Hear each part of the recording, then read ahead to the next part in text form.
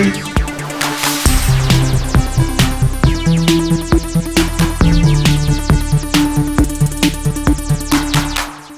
up, everyone? Welcome to GameFace episode 143 on Sifted Games at Sifted.net, and we are the Orange Crew. Yeah. Wonder Twins, activate. Form of G4 or E3 shirts. Yeah. This is kind of colors they would make us wear as the crew. Yeah. Except I chose this color. Yeah, well. Now you make us wear the color. We didn't plan this, by the way. Yeah, we didn't actually. I pulled in and he was like, "Oh, we have a problem." And I was like, "That's not a problem at all." Hope you guys have had a great week. I hope you guys are playing some great games. We're going to talk about Assassin's Creed Odyssey again, which I still have not finished. Not surprising. Absolutely gigantic. Couple things before we get started. Folks on YouTube, thank you very much. We've been putting up episodes of GameFace on YouTube. You guys have been doing a great job of helping us out with Twitch Prime. For those of you who don't know what that is, all that stuff is down in the description. I also want to thank all our patrons who are giving us cash to support us, but also going and doing the Twitch Prime stuff for us. You guys are awesome, so thank you very much. T-shirt update. Matt and I are wearing the orange ones. Very interesting. Whenever I brought the T-shirts home, my wife looked at the orange ones and told me that I was never going to sell them. She's like, "You will have those 3 years from now unless you take them to Salvation Army." It has turned out that the orange is by far the most popular. It's completely mind-boggling to me. You guys certainly have different tastes from me, but maybe it's hard to find a shirt this orange. That's possible. So when you see one, you got to go for it. But I do want to let you guys know that in the orange shirts, we are pretty much sold out already. We're out of smalls, we're out of mediums, we're out of 3XLs. We have large and XLs left in the orange, and not many. I think there's like a handful of both. So if you guys really want the orange shirts, you should jump on those quicker. They're going to be gone. That's what I picked. Yeah, we're also out of the smalls in the white and violet, I believe. But everything else is still there. Thanks to everybody who has bought the shirts. Just like I said last week, for whatever reason, the people overseas continue to come through on the shirts. I'm guessing the average has come down a little bit, but I think 70% of the shirts we've sold are to people overseas or in Europe or Asia. Those people are paying over $20 to ship one shirt.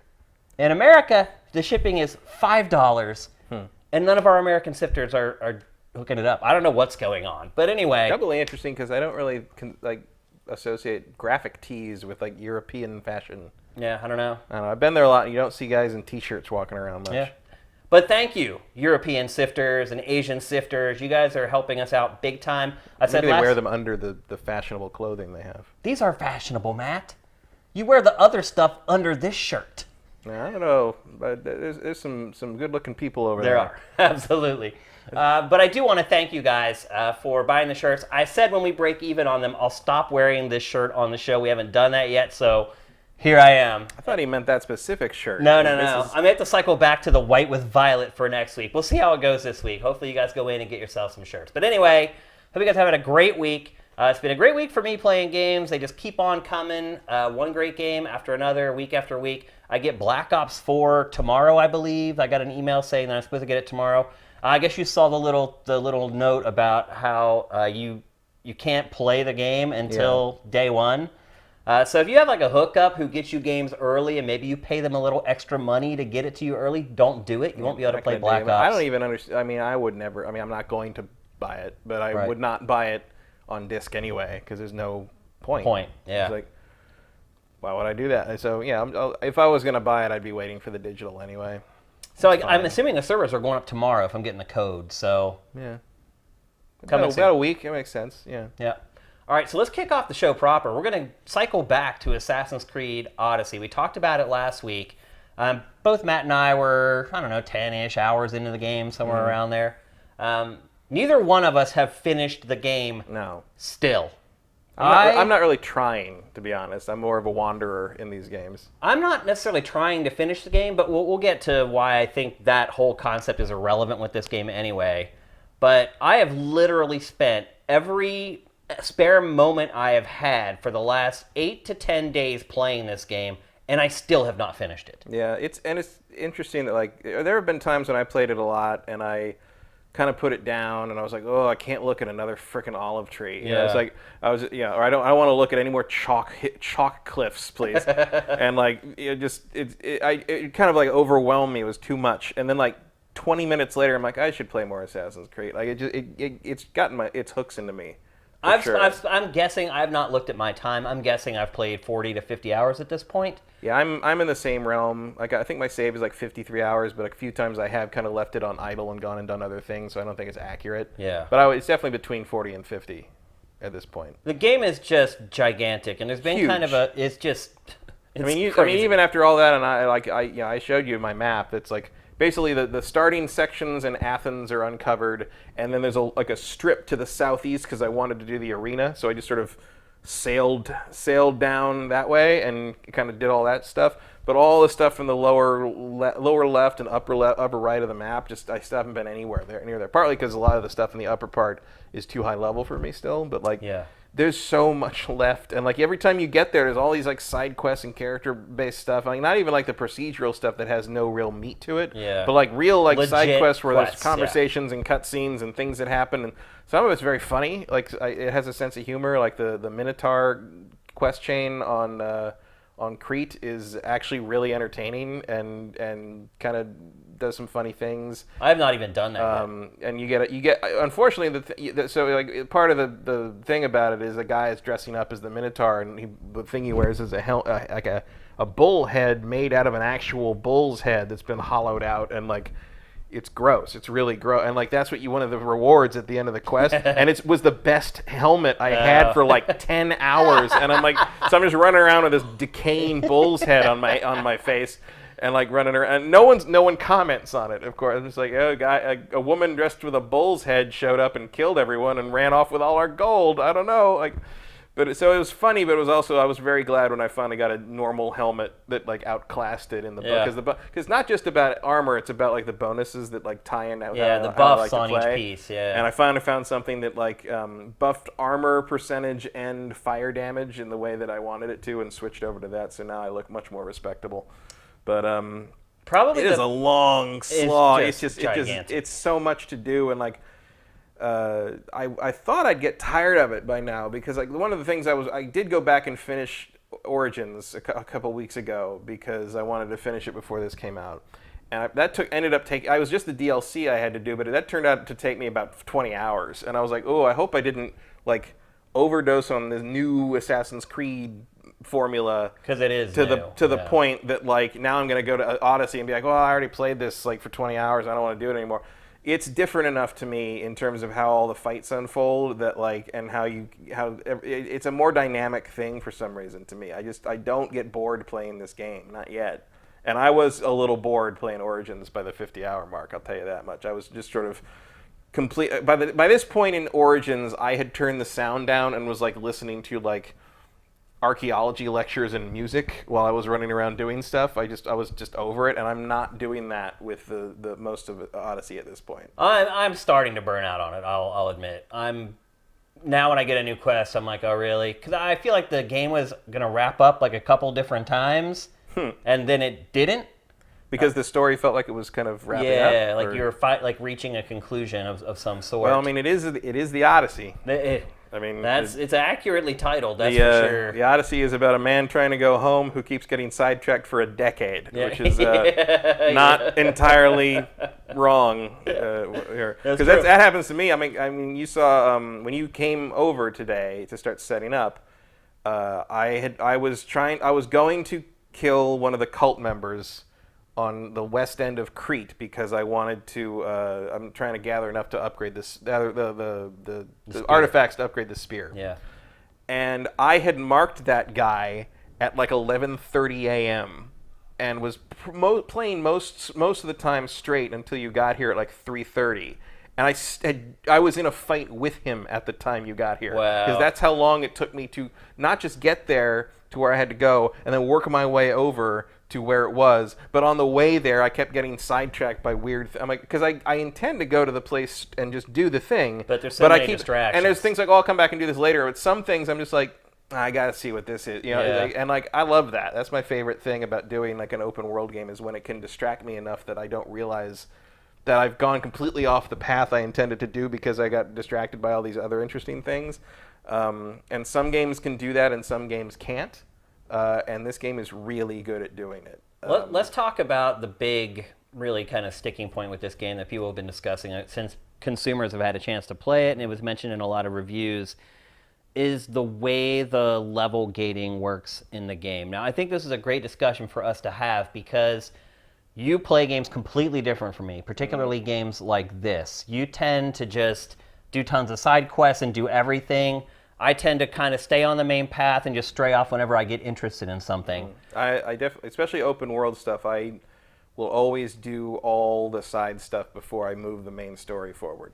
This is probably in part a result of being an achievement nut in the 360 era, and usually back then there was a thing. Basically, the assumption was if you want to get all the achievements, you better be doing all the side stuff before you move the main story forward because you can miss stuff. Yeah. I don't care about achievements really anymore, but I still do play these games in a very completionist way. And I would say I probably play it more like the average player does. In my experience, I think that's true. Yeah. I mean, most people will just kind of don't feel compelled to do everything, and you can't do everything in this game. Well, because the procedural quests just never stop, right. So you have to kind of prioritize. Yeah, those you just kind of got to let go of. There is a secret to the best way, in my opinion, the best way to balance those, and I can get into that once we get to it. But because I think it's important, I think it's an important way of not gaming the system, but I think it's definitely the way they intend you to progress more quickly.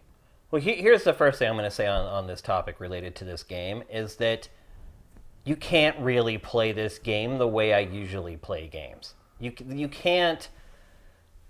Maybe it's possible. I'm sure eventually videos will pop up of people doing it that are really, really good at the game, but I don't think it's possible for the average player to just mainline through the quests in this game, because the way the enemies are leveled and how much more powerful they are than you, even if they're just one level above you, you pretty much have to experience the vast bulk, I would say, of the side content. Yeah, it wants you to get lost. It wants you to kind of like...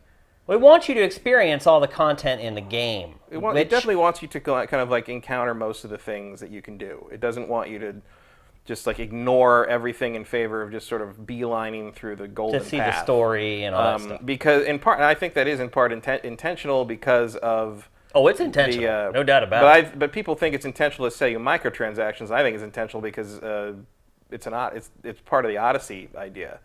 I think it's a little bit of both. A little bit, but like, I mean, but it's like, look, it's funny that they put out this code that you can spend $10 on that makes it play like a normal Assassin's Creed game. Well, whatever that means now. Meaning that you can play it the way I usually play open world games. I don't know about it, because so we can't quite figure out, I guess, whether I have the boost enabled or not. Right. Because I bought the Ultimate Edition. Yeah. Which says it comes with something like some kind of boost thing on it. Boost, but I can't find any indication of that, and when, like I showed you, when you go to the store on my game, it still has the permanent boost stuff for sale. It doesn't, and it doesn't. Everything else says it is like in the owned section, and mine doesn't have that. And then and you were also surprised by how much wood I had. Oh yeah, I've been scavenging for wood the entire game. So literally every tree, I'm like, oh my gosh, it's wood. So I don't have any kind of progression problems with the leveling or with the resources, and I think that's because of how I play the game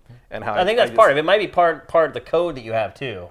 There was no code though. Like that's the thing, is there's no indication. It's never been any indication in my game. But why wouldn't you get it if it comes in the package? I don't know. Like I think you've got it. Maybe? I don't know. Like if I do have it, how come I can buy the $10 boost in addition? I think that might just be an oversight. Maybe. Or maybe Ubi just wants you to spend the $10. I mean, I wonder if I did that, would it then boost it even further? Maybe. Like, because at that point, that's crazy. Like, because I feel like the curve in what I'm playing is pretty smooth. Like it's and I'm not paying a whole lot of attention to the story.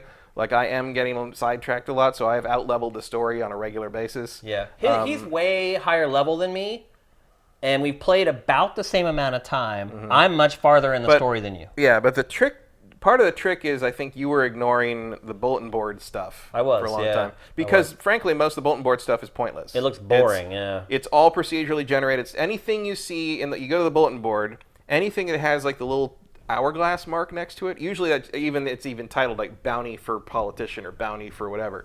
Those are pointless. They're like, you get minimal XP. It's all the same sort of procedural, like, what's going on? I don't like this person. Okay, I'll go kill him. And you go kill him, come back. Good work. Here's some drachmae. It's like, great, you're done. It's not worth anything. But there are other quests on the board that have no icon. There's no little white icon next to them, and they're all like long-term. That's the other thing, is the things that they have a time limit on them. Right. Like those brownie quests.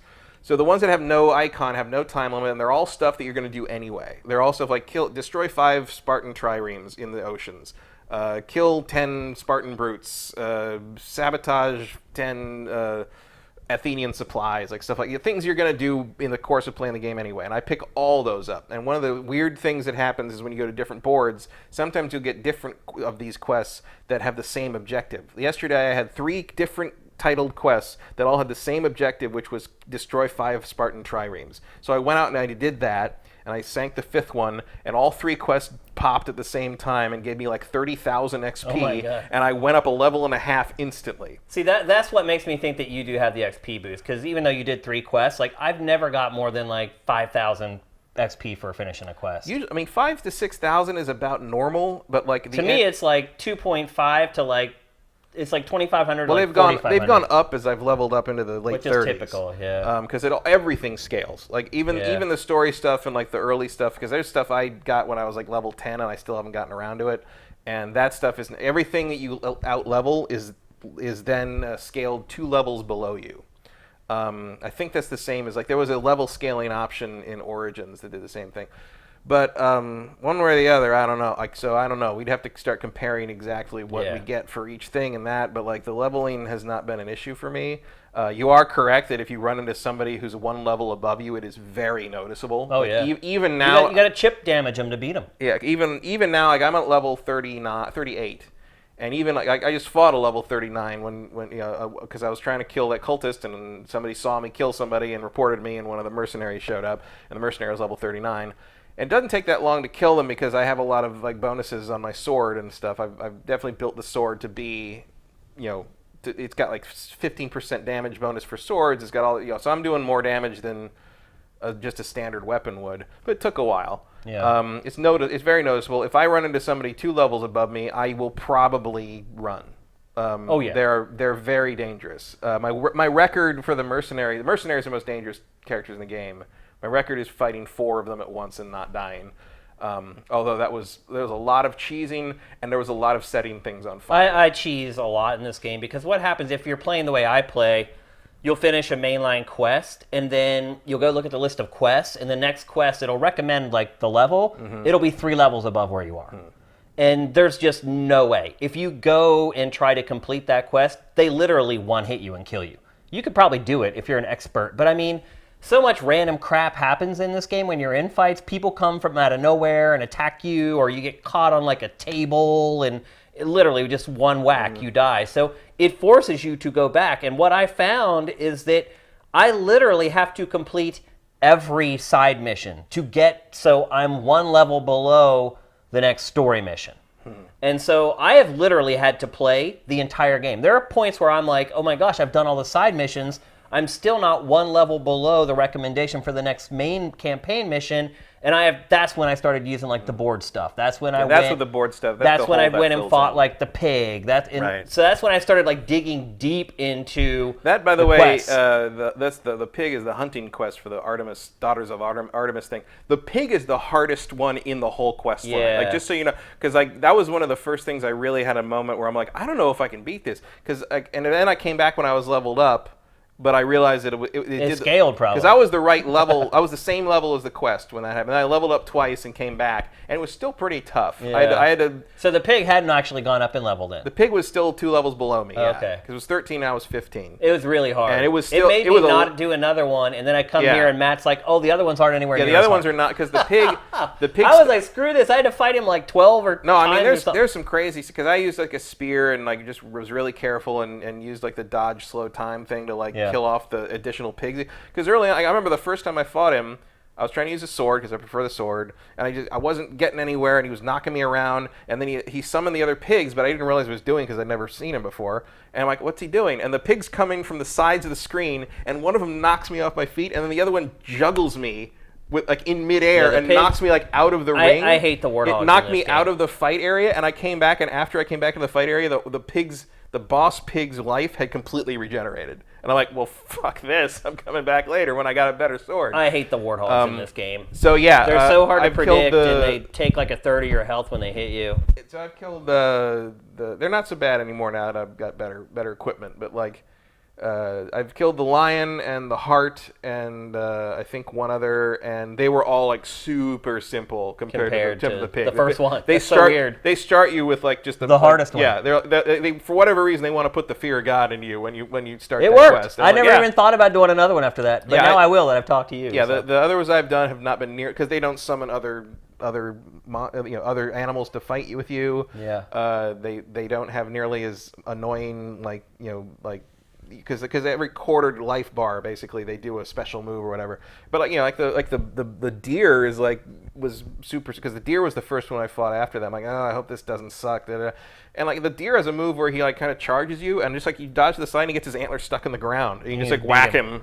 He does it constantly. And I was like, okay, this is fun. This is actually enjoyable. Okay. I think my overall point about how the level gating works is I think it was a bad decision, and here's why. The way the old games were made, I could enjoy them, and you could enjoy them. You could go and still collect everything and do everything you wanted to, and I could play the game the way I wanted to play it. The way this one is set up, and again, I did not play a ton of the last game. I stalled after like 10 hours or something.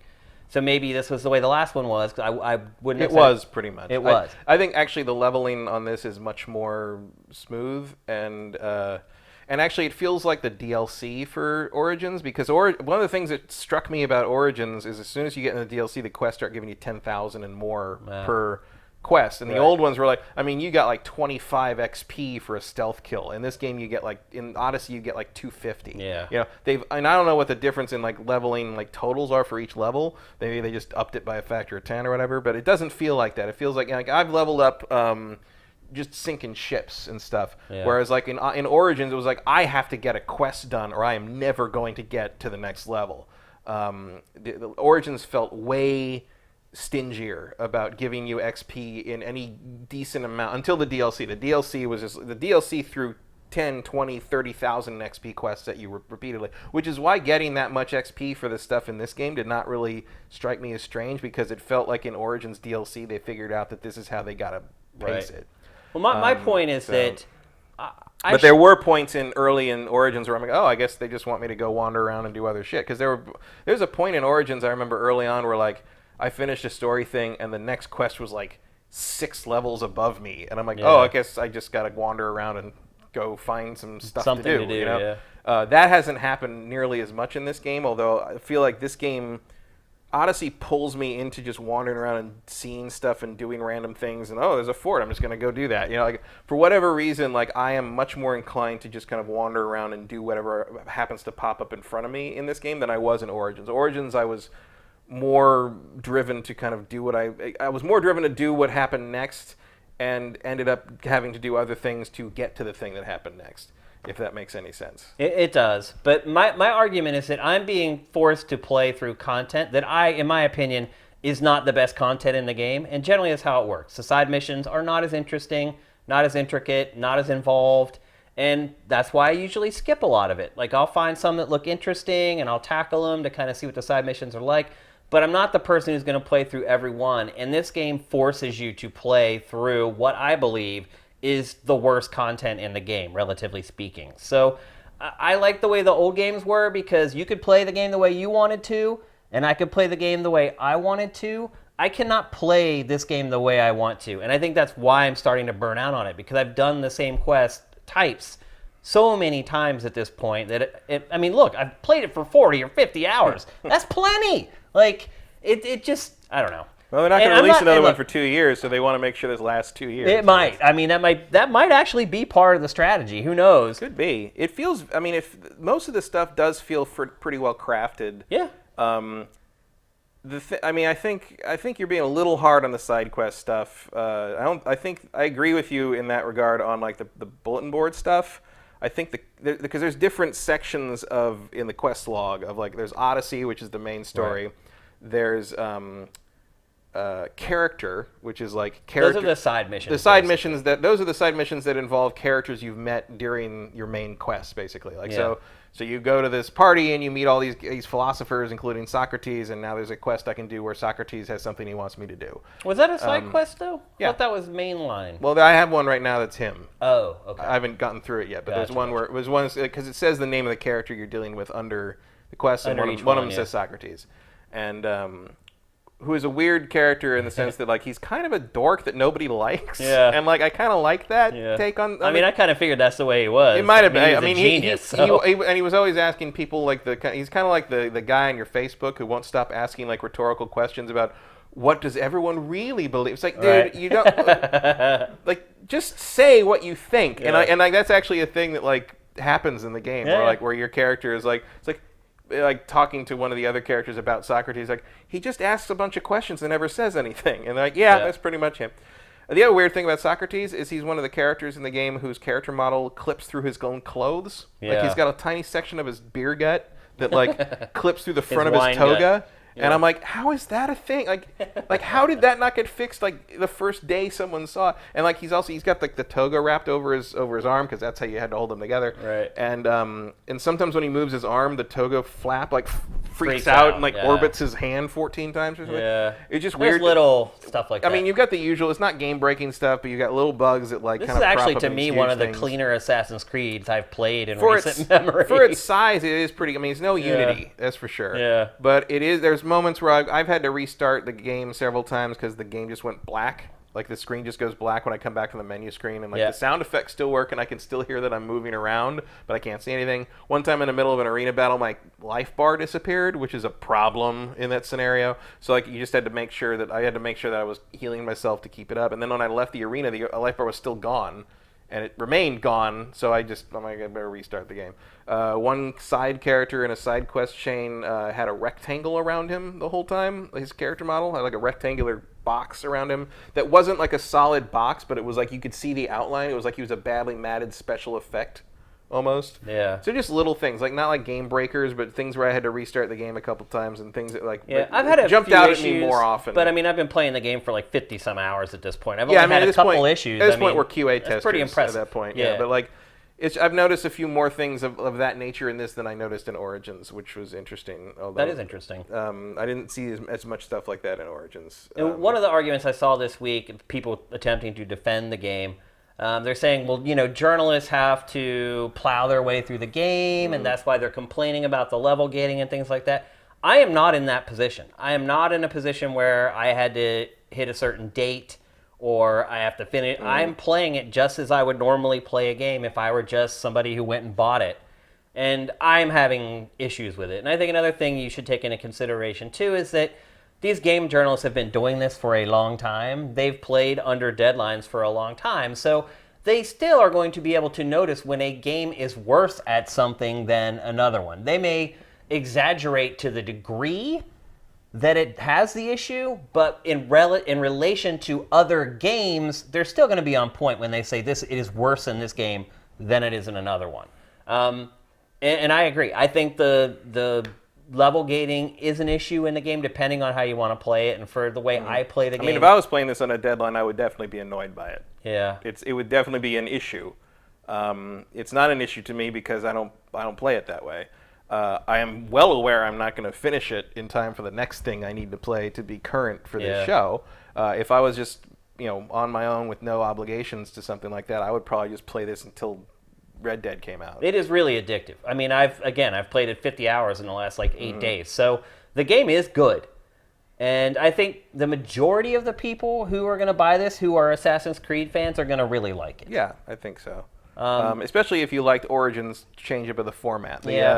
I mean, the formula, this feels very much like Origins was a prototype for this. Yeah. Like, I think, I said it last week too, but I think more so even now, everything, all the systems in this game seem to work together to encourage you to kind of deal with the other systems, and there's a lot of overlap that makes it feel a little more organic. I think encourage is a nice word. Yeah. You're basically forced to use everything and do everything. Well, I don't really find that to be a problem. I would never describe. That's how you would play it anyway. Yeah, I want to do all the mercenary stuff. I want to kill all the cultists and upgrade my spear so I can upgrade my abilities, so I can do more cool stuff when I clear that fortress, so I can get the next tablet that gives me the mystery treasure to go over here to get that to sell that, so I can upgrade this, so I can keep using this. But I mean, like that's the chain. That's what I love. I love that part. That's what I like in open world games, and that's what keeps me playing. And this one is doing it even better than Origins did, and I played Origins for 100 hours. So, like, yeah, I'm pretty happy with how this turned out. The one thing I will say is I'm a big fan of Assassin's Creed in general. Like, I loved the first game from the start. The only 2 games in the series I don't like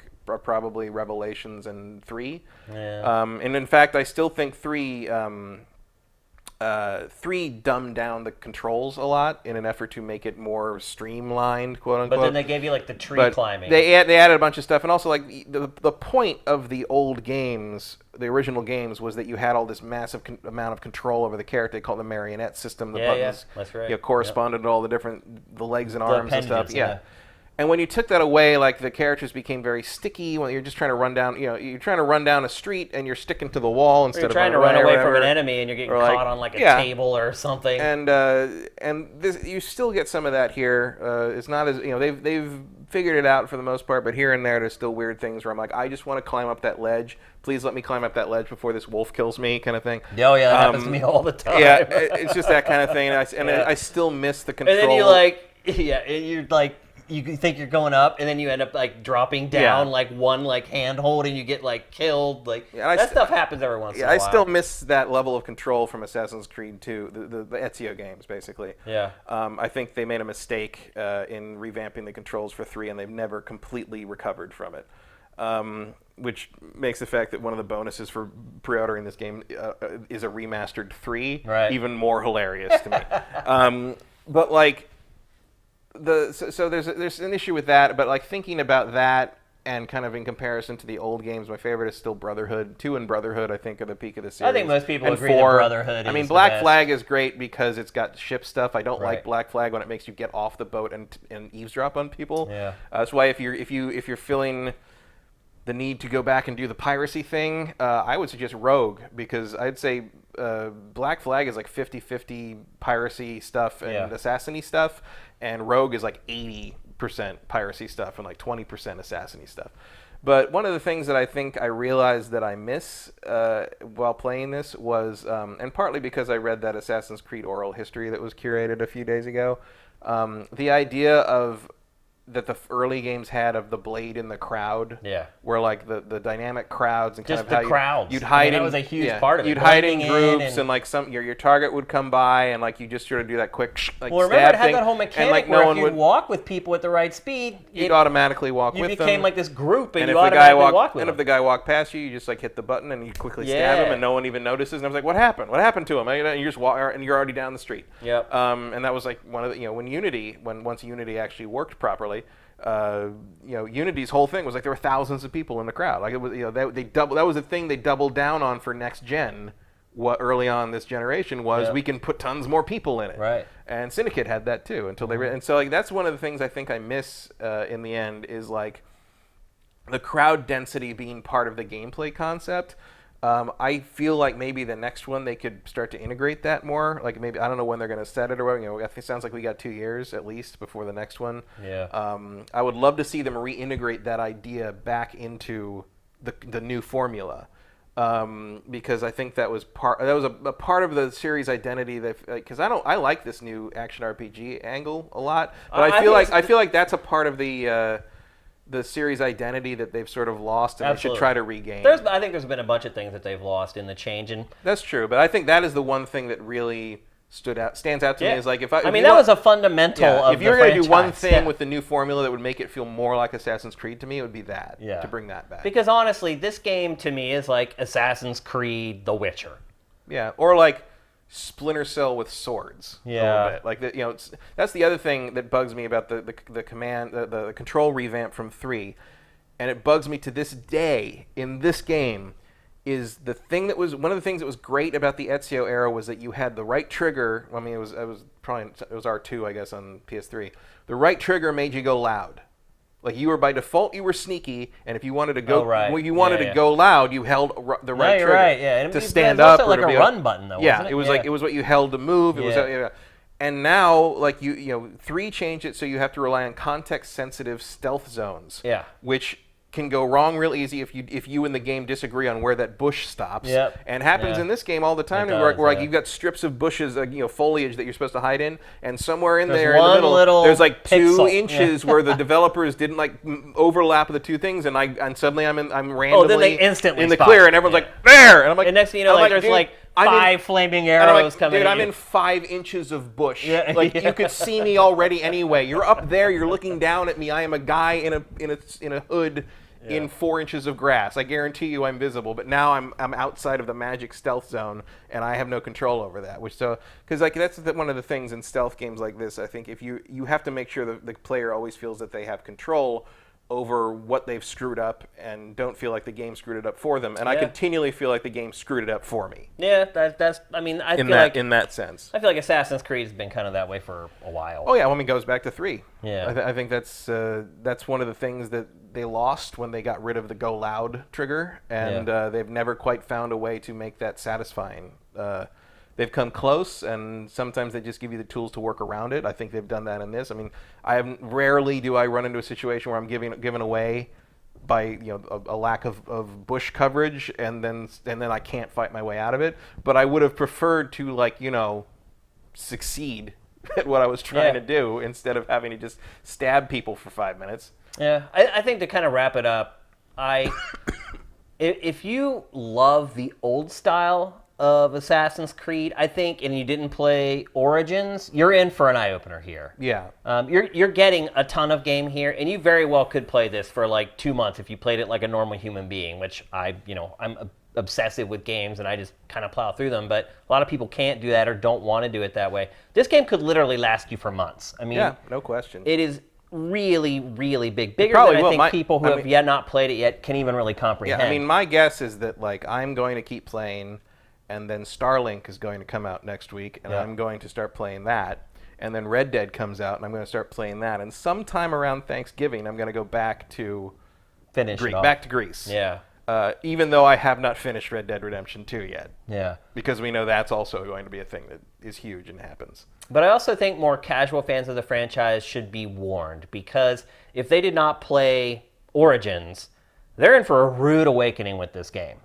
You're going to have to play the whole thing. Lots of quests and stuff like that you may not have messed with in prior games. You're going to have to play it, unless you're like a god at the game. Like, I don't even know if you could be good enough to overcome the level gating in this. I don't even know if that's possible. I think you can to some degree, but if as soon as that, because they have the level coding on the enemies, because it's like you can have a couple levels above them, but then if you go beyond that, the number turns red.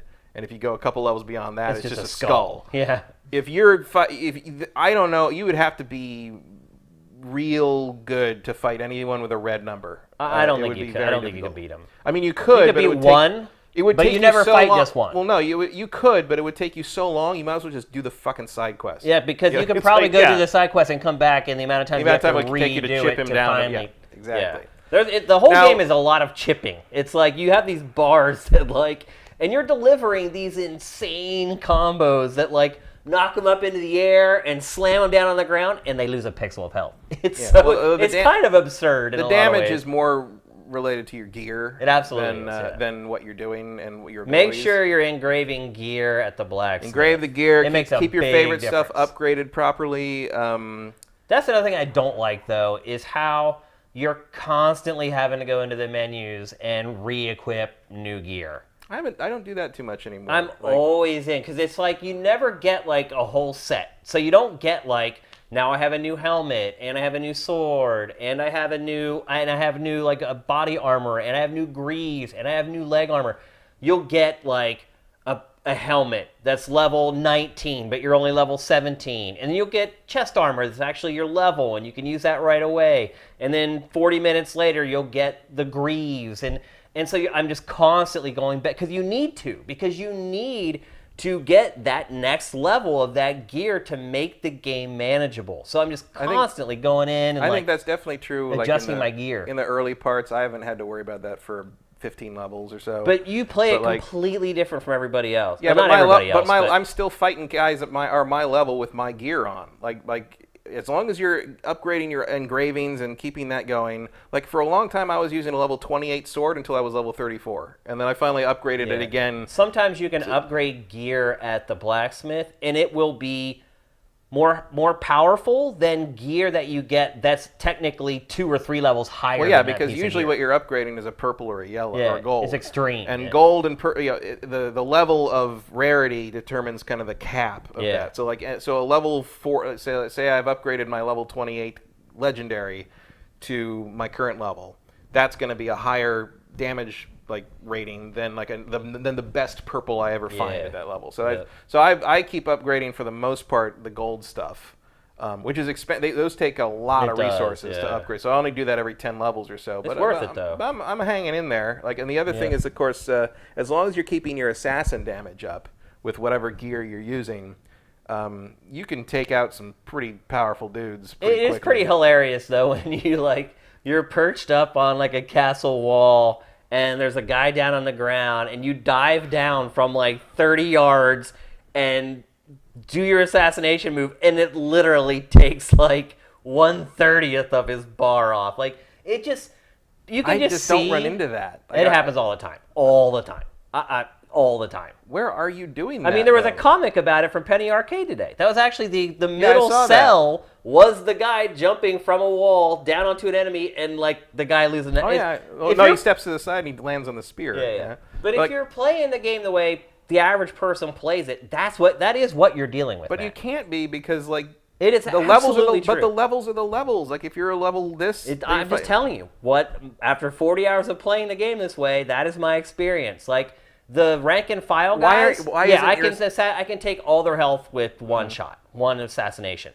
But you start talking about the captains in the camps or whatever, literally, assassinations will take about 1/20th of their health off. Yeah, well, with the captains, I'm usually going to do the whatever you call the double strike. Yeah. The thing that you hold the Y button and that you do a double damage strike on them, which usually can take a little over half off them for me right now. The one that I use is you hold L1 and then hit one of the face buttons, and he does the sweep with the legs where they fly up into the air, and then that's the spear kill. That actually is weaker. Is it? It only does the level 1 version of that only does 60% assassin damage. So you're doing less damage than if you just stabbed them. I've tried a million ways. I'm not alone on this. So there's tons of people out there that are having the same experience. I know, but what I'm saying is it's not so much a difference of how you play and that you don't understand how to use the systems you're given to deal with those enemies. So what I do with those guys in a situation like a fort, first off, I pick off every normal dude I can. Obviously, I mean that's obvious. Yeah. But if then I'm down to the last dude, I will use the predator strike, which is the sniper shot with the bow, to plink him a couple of times, because that can usually take off about 1/3 of his life with 2 or 3 hits. And if you're in cover, they can't tell where they know where the shot came from, but they don't know you're. It's not an instant I know where you are kind of thing. Yeah. So then as they move to investigate with a little yellow exclamation mark, I'll move and snipe them again and move. And when I think that they're down far enough, I'll maneuver myself around or above them and do the hold triangle /Y double strike, and that will usually kill them. The only time that gets more complicated is if they are a yellow, if they're a gold captain, and I decide I want them on my ship crew. Right. Which means I have to knock them out, which means I have to use the Sparta kick, which is the most unreliable frickin'.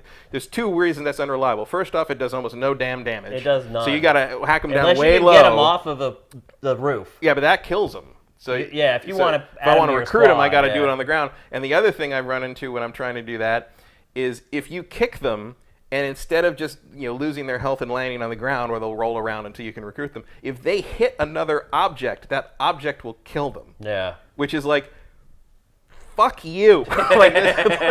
like if I use the kick on him, I clearly don't want him to die, so why don't you just give me a break? But I use the kick to absolutely kill it. Oh, I kick people off shit all the time. I mean, that's one of the most fun things in the game. Yeah. It's also how I take ships fast. Yeah. That's a good just way. Kick them off Anyone with the gold shield above them, just boot them off into the ocean, and the sharks will take care of it. Yeah. Which I love. I love the and sharks. That is a good part about the game, is that you can find different ways to tackle the same problem. For instance, you and I fought the boar mini boss completely different ways. We both found ways to defeat him. But we were both annoyed. We were. Yeah, we both thought we both at a certain point thought we were not going to be able to beat the pig. And it put us off the rest of that quest chain. I never went back and fought another one. I only did it because I fell into the Nemean lion area for another quest or something. Or I think it had like an object I needed. I had like ancient tablets or something I wanted. And I'm like, well, I guess I'll try to fight the lion. And like I was like, oh, this is easy. I actually beat him. This is simple. Yeah.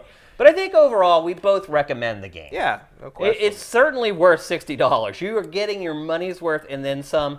And I would say maybe if you're a person who can only play on the weekends, maybe you have a job and maybe you have kids that keep you busy during the week. If you only play it on weekends, you're good till Easter. You may not have to buy another game. You won't have to spend it. Yeah, choose wisely, because it's like I feel like you're either going to want to play this or Red Dead. Yeah, and you probably won't fall into the grind either. I mean, unless you want to beeline. I mean, although I would say, like, you kind of have to play this game to get good at it. Yeah. So I don't know if like playing for like 4 hours and then coming back 2 weeks later. I think that might be a frustrating experience. I think learning the systems is more important than the combo system is not that complex. No, it's not. It's no Dark Souls, even though they're taking inspiration from it. Yeah. I will say, do not underestimate elemental damage.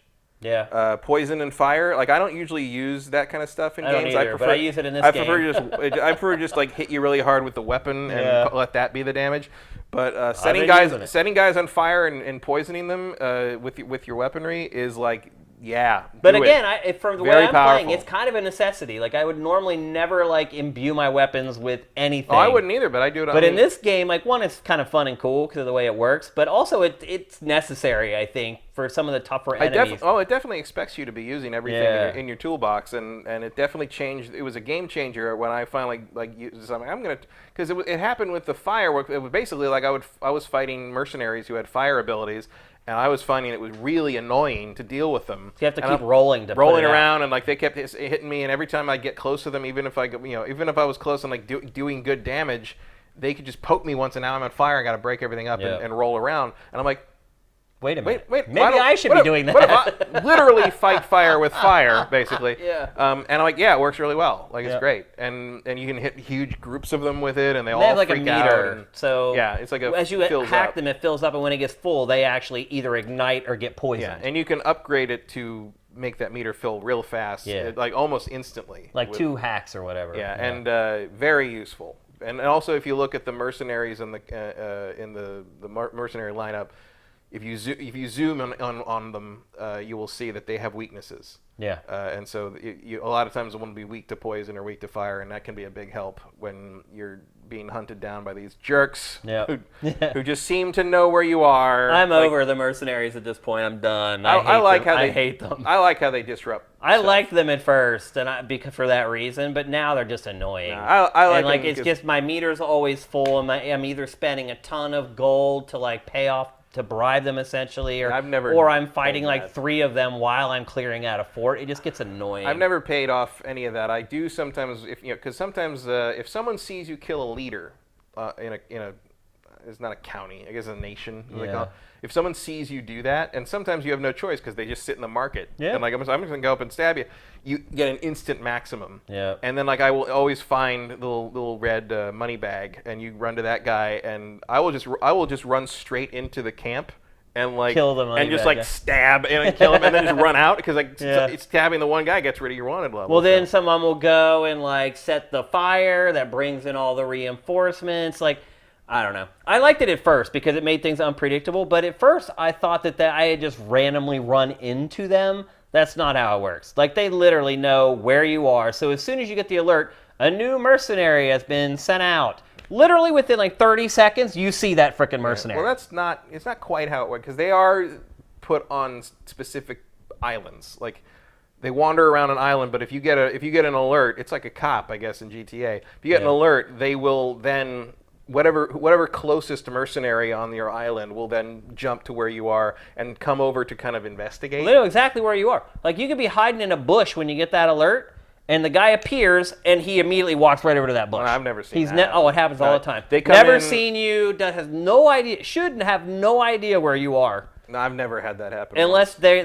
secretly had cell phones in ancient Greece, and the people are like, "Oh, he's over in the bush." No, they come in and they look around, and if they see bodies, they'll poke around, and they sort of like do weird sort of like they do sort of a wandering thing around there, and they are much better about alerting. Like if you're in a fort area, this is one thing I've noticed a lot. One thing, if you're in like a big fort, and you can get if you get in a fight or you like go loud with some guys over on one end of the fort and you're out of visual range of the other side, the other guys on the other side of the fort will not run over. Yeah, like they won't right. But if you do that on one side of the fort and there's a mercenary and you have a wanted level, you have a mercenary on the other side of the fort, that mercenary will realize that and bring all the other guys with you. Like the mercenaries are just way more alert, basically. Yeah. I still like them. Because I like the nemesis system thing where you never quite know what you're going to deal with them.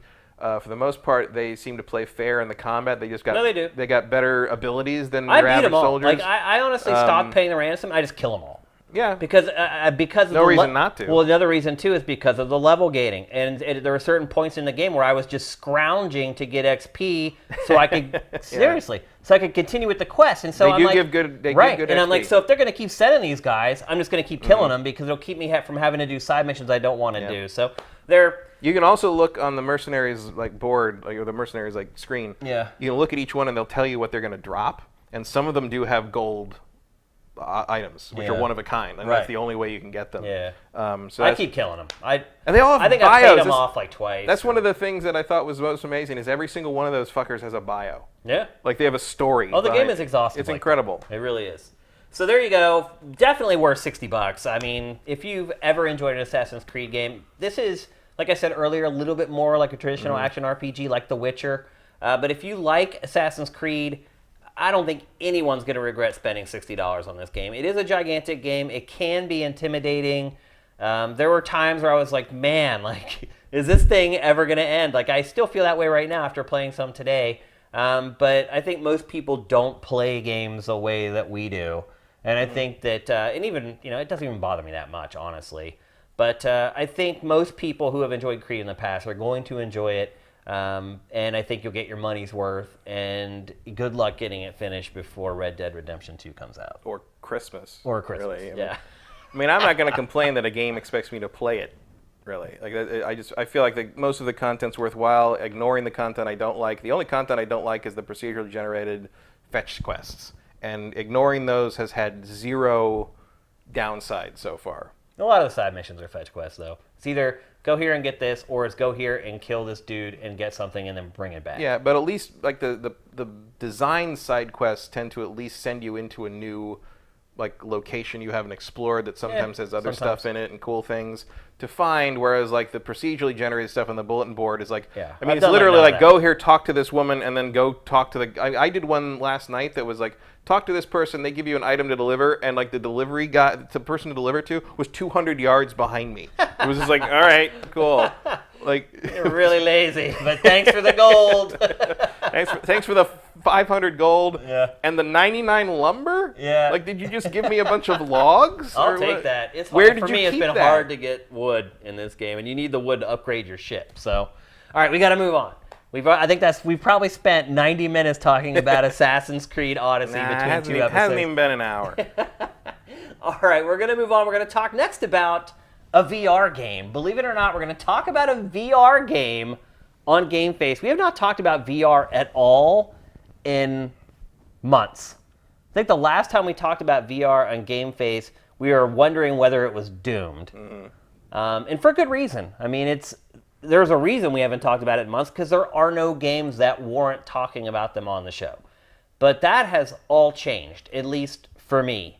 I have been playing Astrobot Rescue Mission for PlayStation VR. Well, I wouldn't say I have been playing it. I played it and I finished it. And it is flipping awesome. It is amazing. It is hands down the best VR game I have ever played, and it's not even close. Some of you guys may remember Astrobot from, was it a free? Yeah, it was a free demo that you could download. The Playroom VR thing, yeah. Yeah, Playroom VR, which is a free demo that you could download at the launch of PlayStation VR. I'm guessing it's still free to download. Should be. Yeah. And you can get a taste of it if you want to, if you have PlayStation VR, before you invest in the full game. And in my opinion, even back then, if you go back and look at the GameFace episodes from when PlayStation VR launched, I was saying back then that it was the best VR experience that I had back then. Well, they have crafted an entire game around that short demo. It was developed by some former members of the Ape Escape team. That makes sense. Which, yep, absolutely. Like when you start to think about it and look at it, it makes a ton of sense.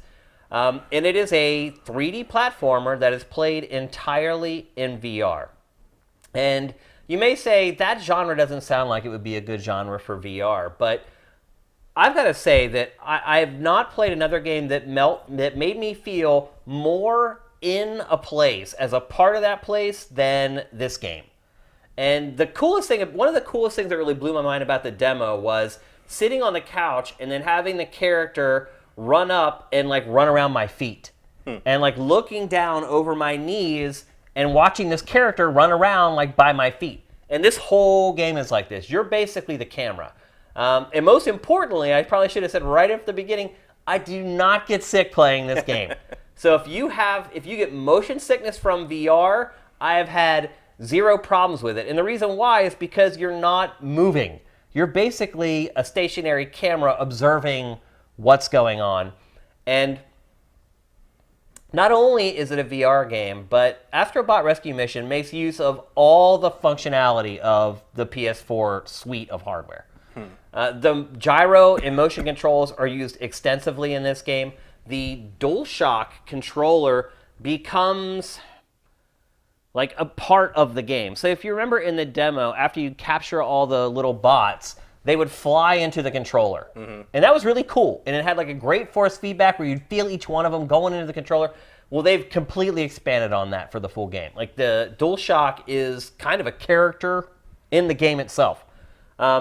But it makes use of the gyro controls inside the DualShock 4. There's even like a ninja star throwing mechanic in the game that was very reminiscent of like some of the early Wii U demos, oddly enough. You use your head, so it tracks. There's lights on the HMD, the PlayStation VR HMD, and it tracks how you move your head. Obviously, it needs to just for the camera, but there are parts in the game where objects come up, and you actually have to headbutt the objects to like bust walls down. Yeah, I assume that's what the little like. Yep, that's what those there smash signs are for. You have to use your head to headbutt through them. But then there's other parts of the game where you like are underwater and you get like seaweed like caught on the helmet, and you can shake your head and the seaweed will fly off of the helmet. This game is loaded with cool stuff like that.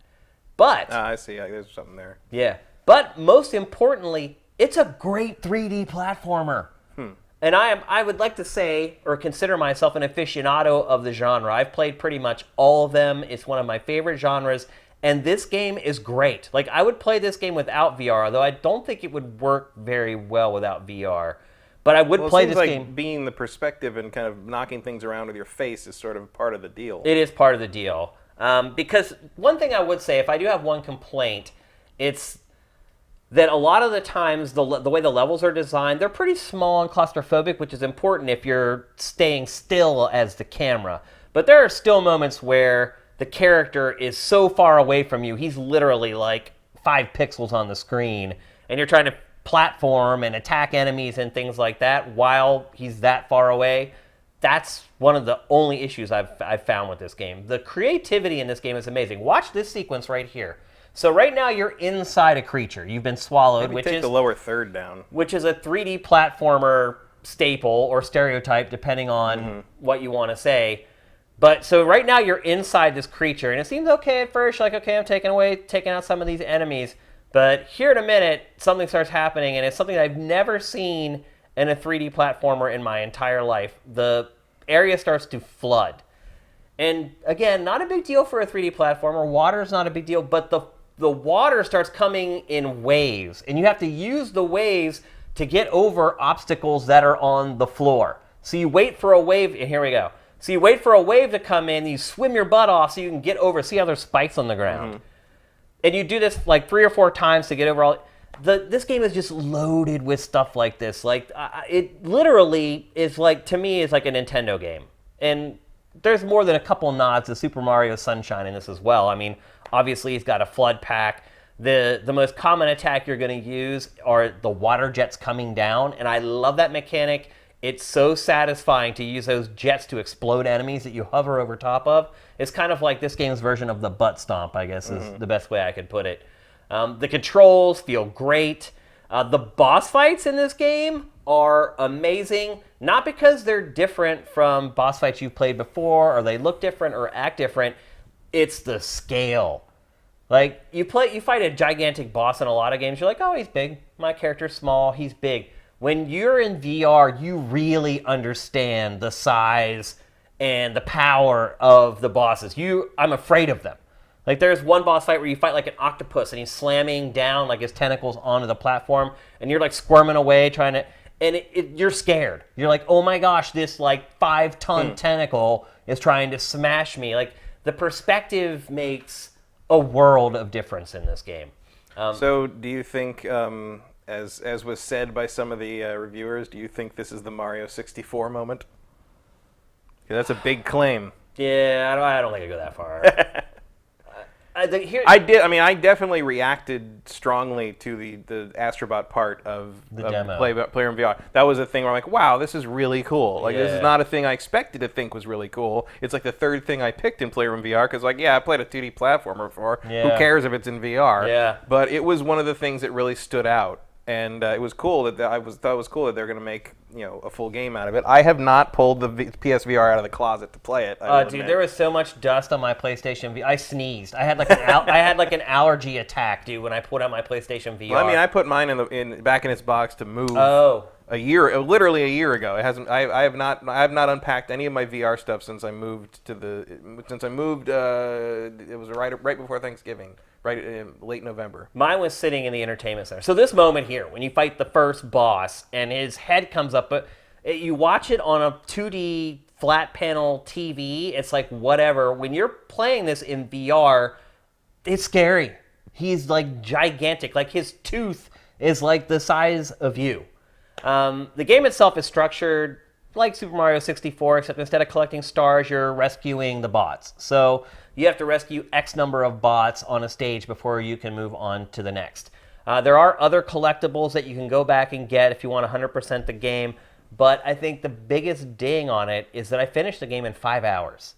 And I did not collect everything. I did some collection just to see what it was like, but I did not collect anything, and I just kind of mainlined through it, and it only took me 5 hours. Now the game is only $40, so it is on a discount, and I would argue that that's about the right price for the game. You can go back and try to perfect your play and collect everything if you want to. I'm sure trophy hunters out there will go back and make sure that they got everything to get all the trophies. But to me, and I did buy this game, this was not sent to me for free. I spent my own money on this game, and it was worth every penny. Every penny. I remember back with Playroom VR, what really just blew my mind, like I was saying earlier, was just having this character independent of you, moving around you while you sat still. And I remember looking down at my feet, and there was all these flowers coming up, and just watching the guy run around. And I just sat there and did that for like 10 minutes. Here's 6 hours of mind-blowing stuff like that. It is, I mean, easily so far VR Game of the Year for me. What do you think about, on the Mario thing, but like... there you're seeing like the seaweed. Yeah, the seaweed. You can shake it off. I think like Jeff Kanata said that if this was a Mario game, like people would be saying Game of the Year was decided.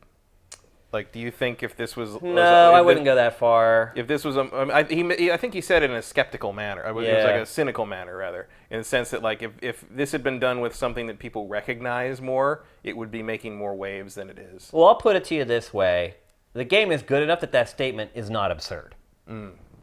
It's within the realm of reason. Like, I can understand why somebody would say that, because we keep hearing like, this is the VR game that does it. This is the VR game that does it. And then I would play them and I'm like, no, this is not going to do it. The VR game that does it is going to be the one that comes with a $100 headset. Yeah. That doesn't need a computer to plug in. No, you're right. You're absolutely right. It's a cost thing more than anything else at this point, I think. I think the Oculus Quest is a good step in that direction, but like this is a good reason to dust off my PSVR maybe, but No, it absolutely is, Matt. But I don't know if this is a reason to buy one. No. Nope. If that's what ultimately you were asking me with Jeff Kanata, no, it's not worth spending. Well, if people are going to sit there and say this is a Mario 64 moment, that's why I bought an N64. Right, and that's why I would say it's not to that level. But I would also argue that PlayStation VR's library at this point is getting to a place where it's pretty good. It has pretty much every genre at this point playable in VR, and now like the shooters are starting to get good. This is the only one that doesn't make you nauseous, though. It is, yeah. This is it. Like, this is the only game that has not made me sick playing it. And some games I can last longer than others, but this game I never ever felt sick. I mean, the only thing I would say is that, you know, I'm used to playing games in long stretches, and I enjoyed this game so much that I wanted to just keep playing it, and man, did I sweat a lot playing this game. My head just sweat for like 3 or 4 hours straight. So yeah, that's one thing you don't realize if you haven't spent that much time playing VR, which I haven't. Like, it's always been like this thing where I play it for an hour and put it away. This game I sat and played for hours at a time, and it was different having that helmet on for that long, but ultimately well worth it. If you have PlayStation VR, go and buy this game right now. Don't even think twice about it. You bought your PlayStation VR for this game. You just didn't know it yet. Now you do. I cannot recommend it any higher. It is the best VR game I've ever played. It controls well. It's designed well. The level design is ridiculous. The integration of all the other hardware features from PlayStation 4, a lot of that gear that you've had that you're like, man, I never use this crap, you're going to use it in this game, and it's going to be used in very creative and unique ways. I don't know what else I can say to recommend it more. It's worth the $40. Is it? Maybe someone's going to ask me, well, it's Q4. Is it worth sacrificing one of the other big games to buy it? I say absolutely yes, because it is a completely different experience.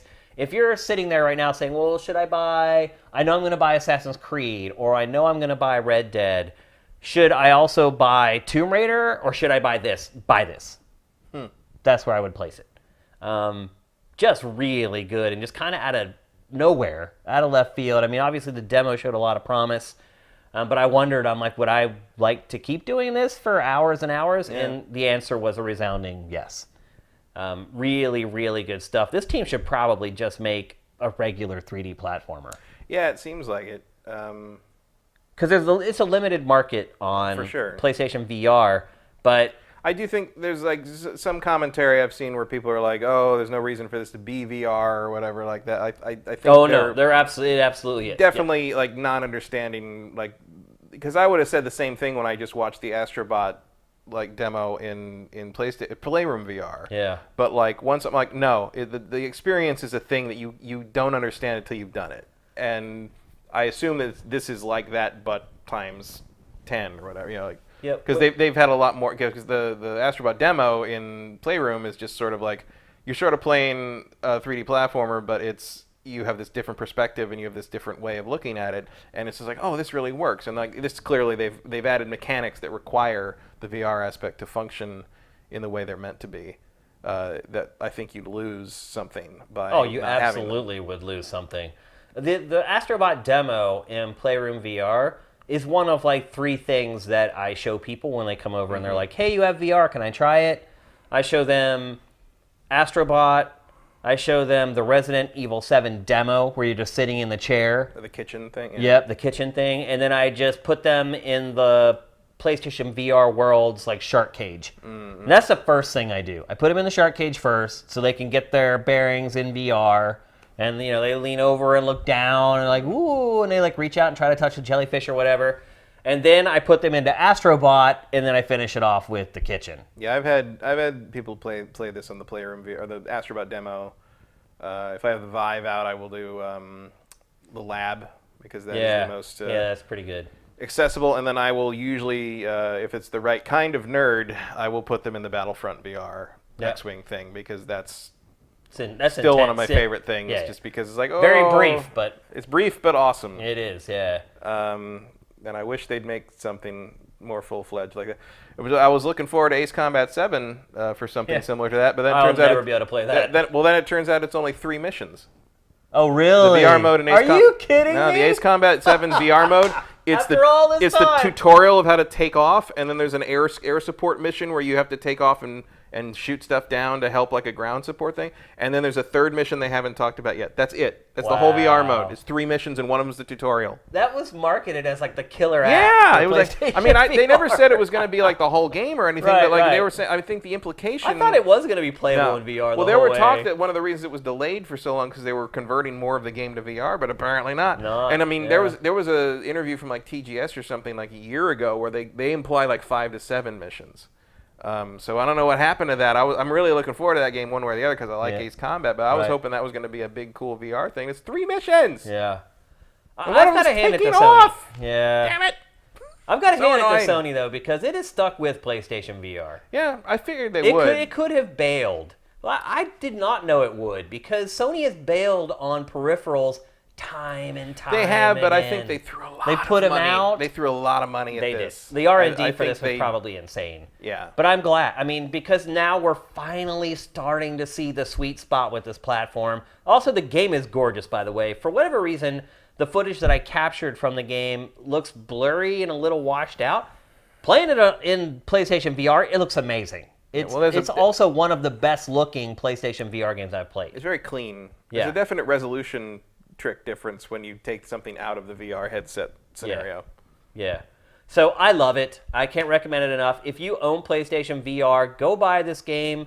I know it's been a rocky road with PlayStation VR. And again, I apologize. I did tell a lot of you people to buy it. Maybe you're pissed off at me or disappointed that I recommended it and you aren't happy with it. But I think if you buy this and you play it, you'll be like, you'll be able to at least say, I see where Shane was coming from. Mm-hmm.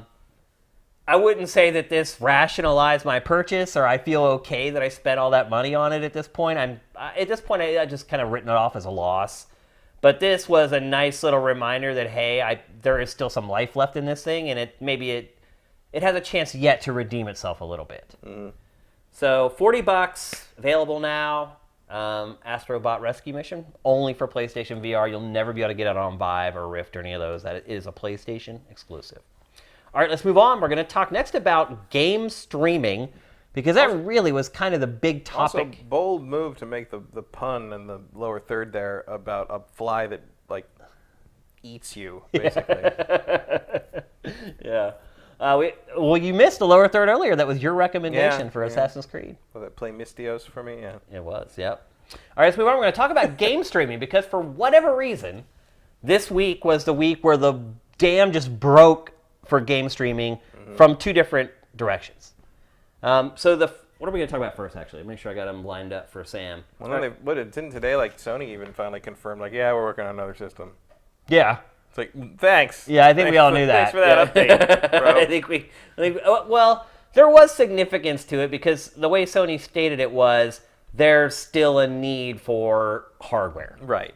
And because I think maybe if Sony's they're starting like to admit that stuff now, it means like E3, we're going to see some new stuff. Probably not released that year, really, but like I think they're going to finally start talking about the next generation. But I think what you brought up is a cogent point, in that this was a reaction to what we're about to talk about. Yes. Because you have Microsoft and Google talking about these crazy brand new streaming platforms, and you have Sony over here saying, hey, we like hardware. Consoles still matter over here. And I think for a large segment of consumers, I think they want to hear that. Oh, I agree with them. Yeah, and I want to hear that too. I'm one of the people who wants to hear it. But some of the stuff we've heard this week is pretty intriguing. So the first thing we're going to talk about is Project xCloud.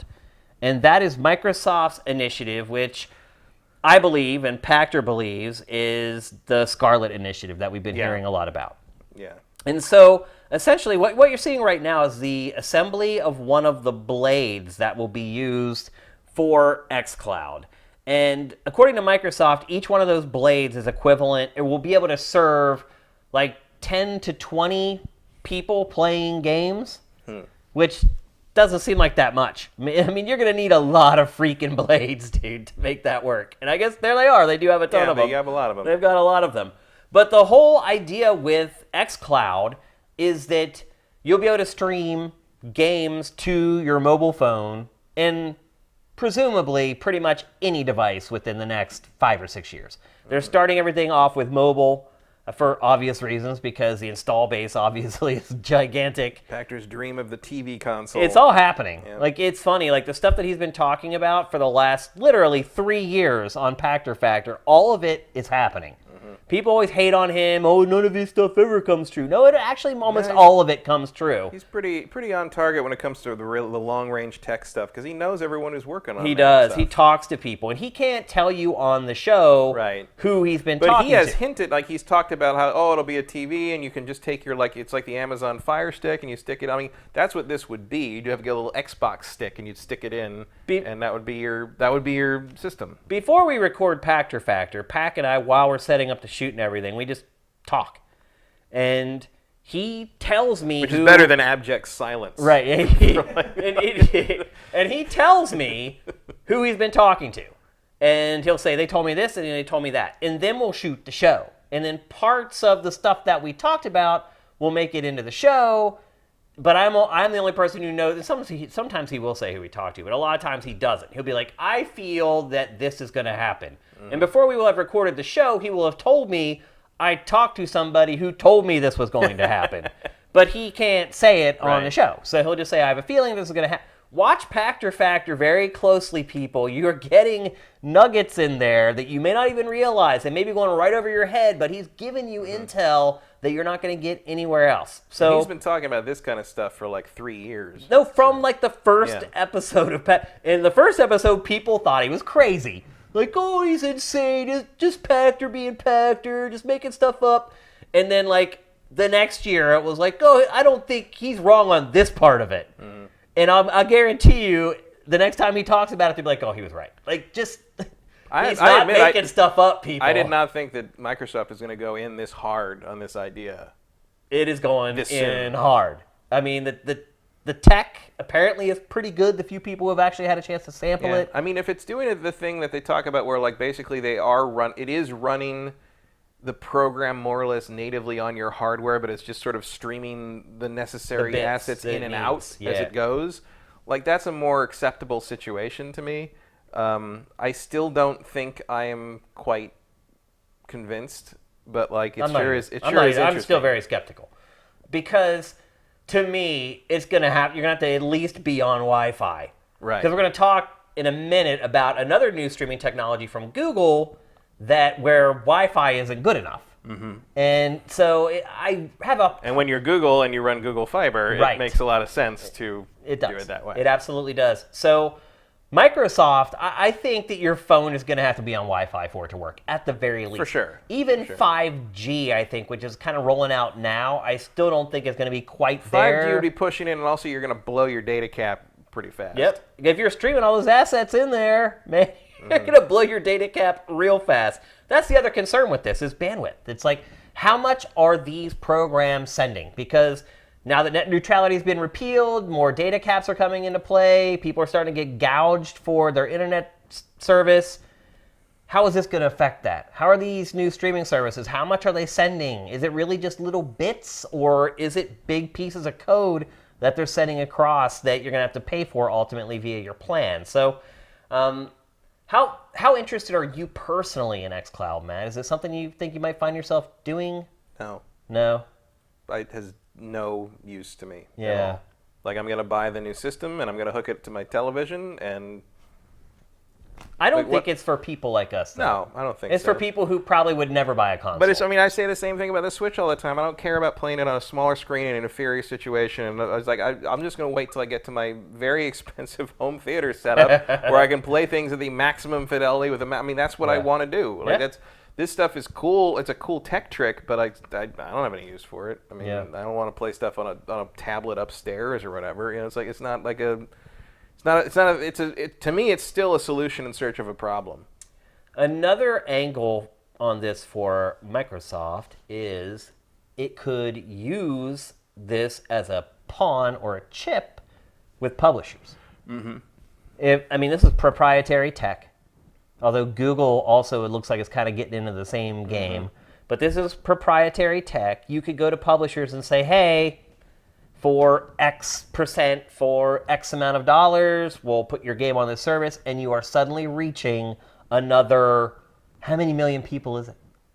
Hundreds of millions of people. Well, depending on what you have to do to have access to it.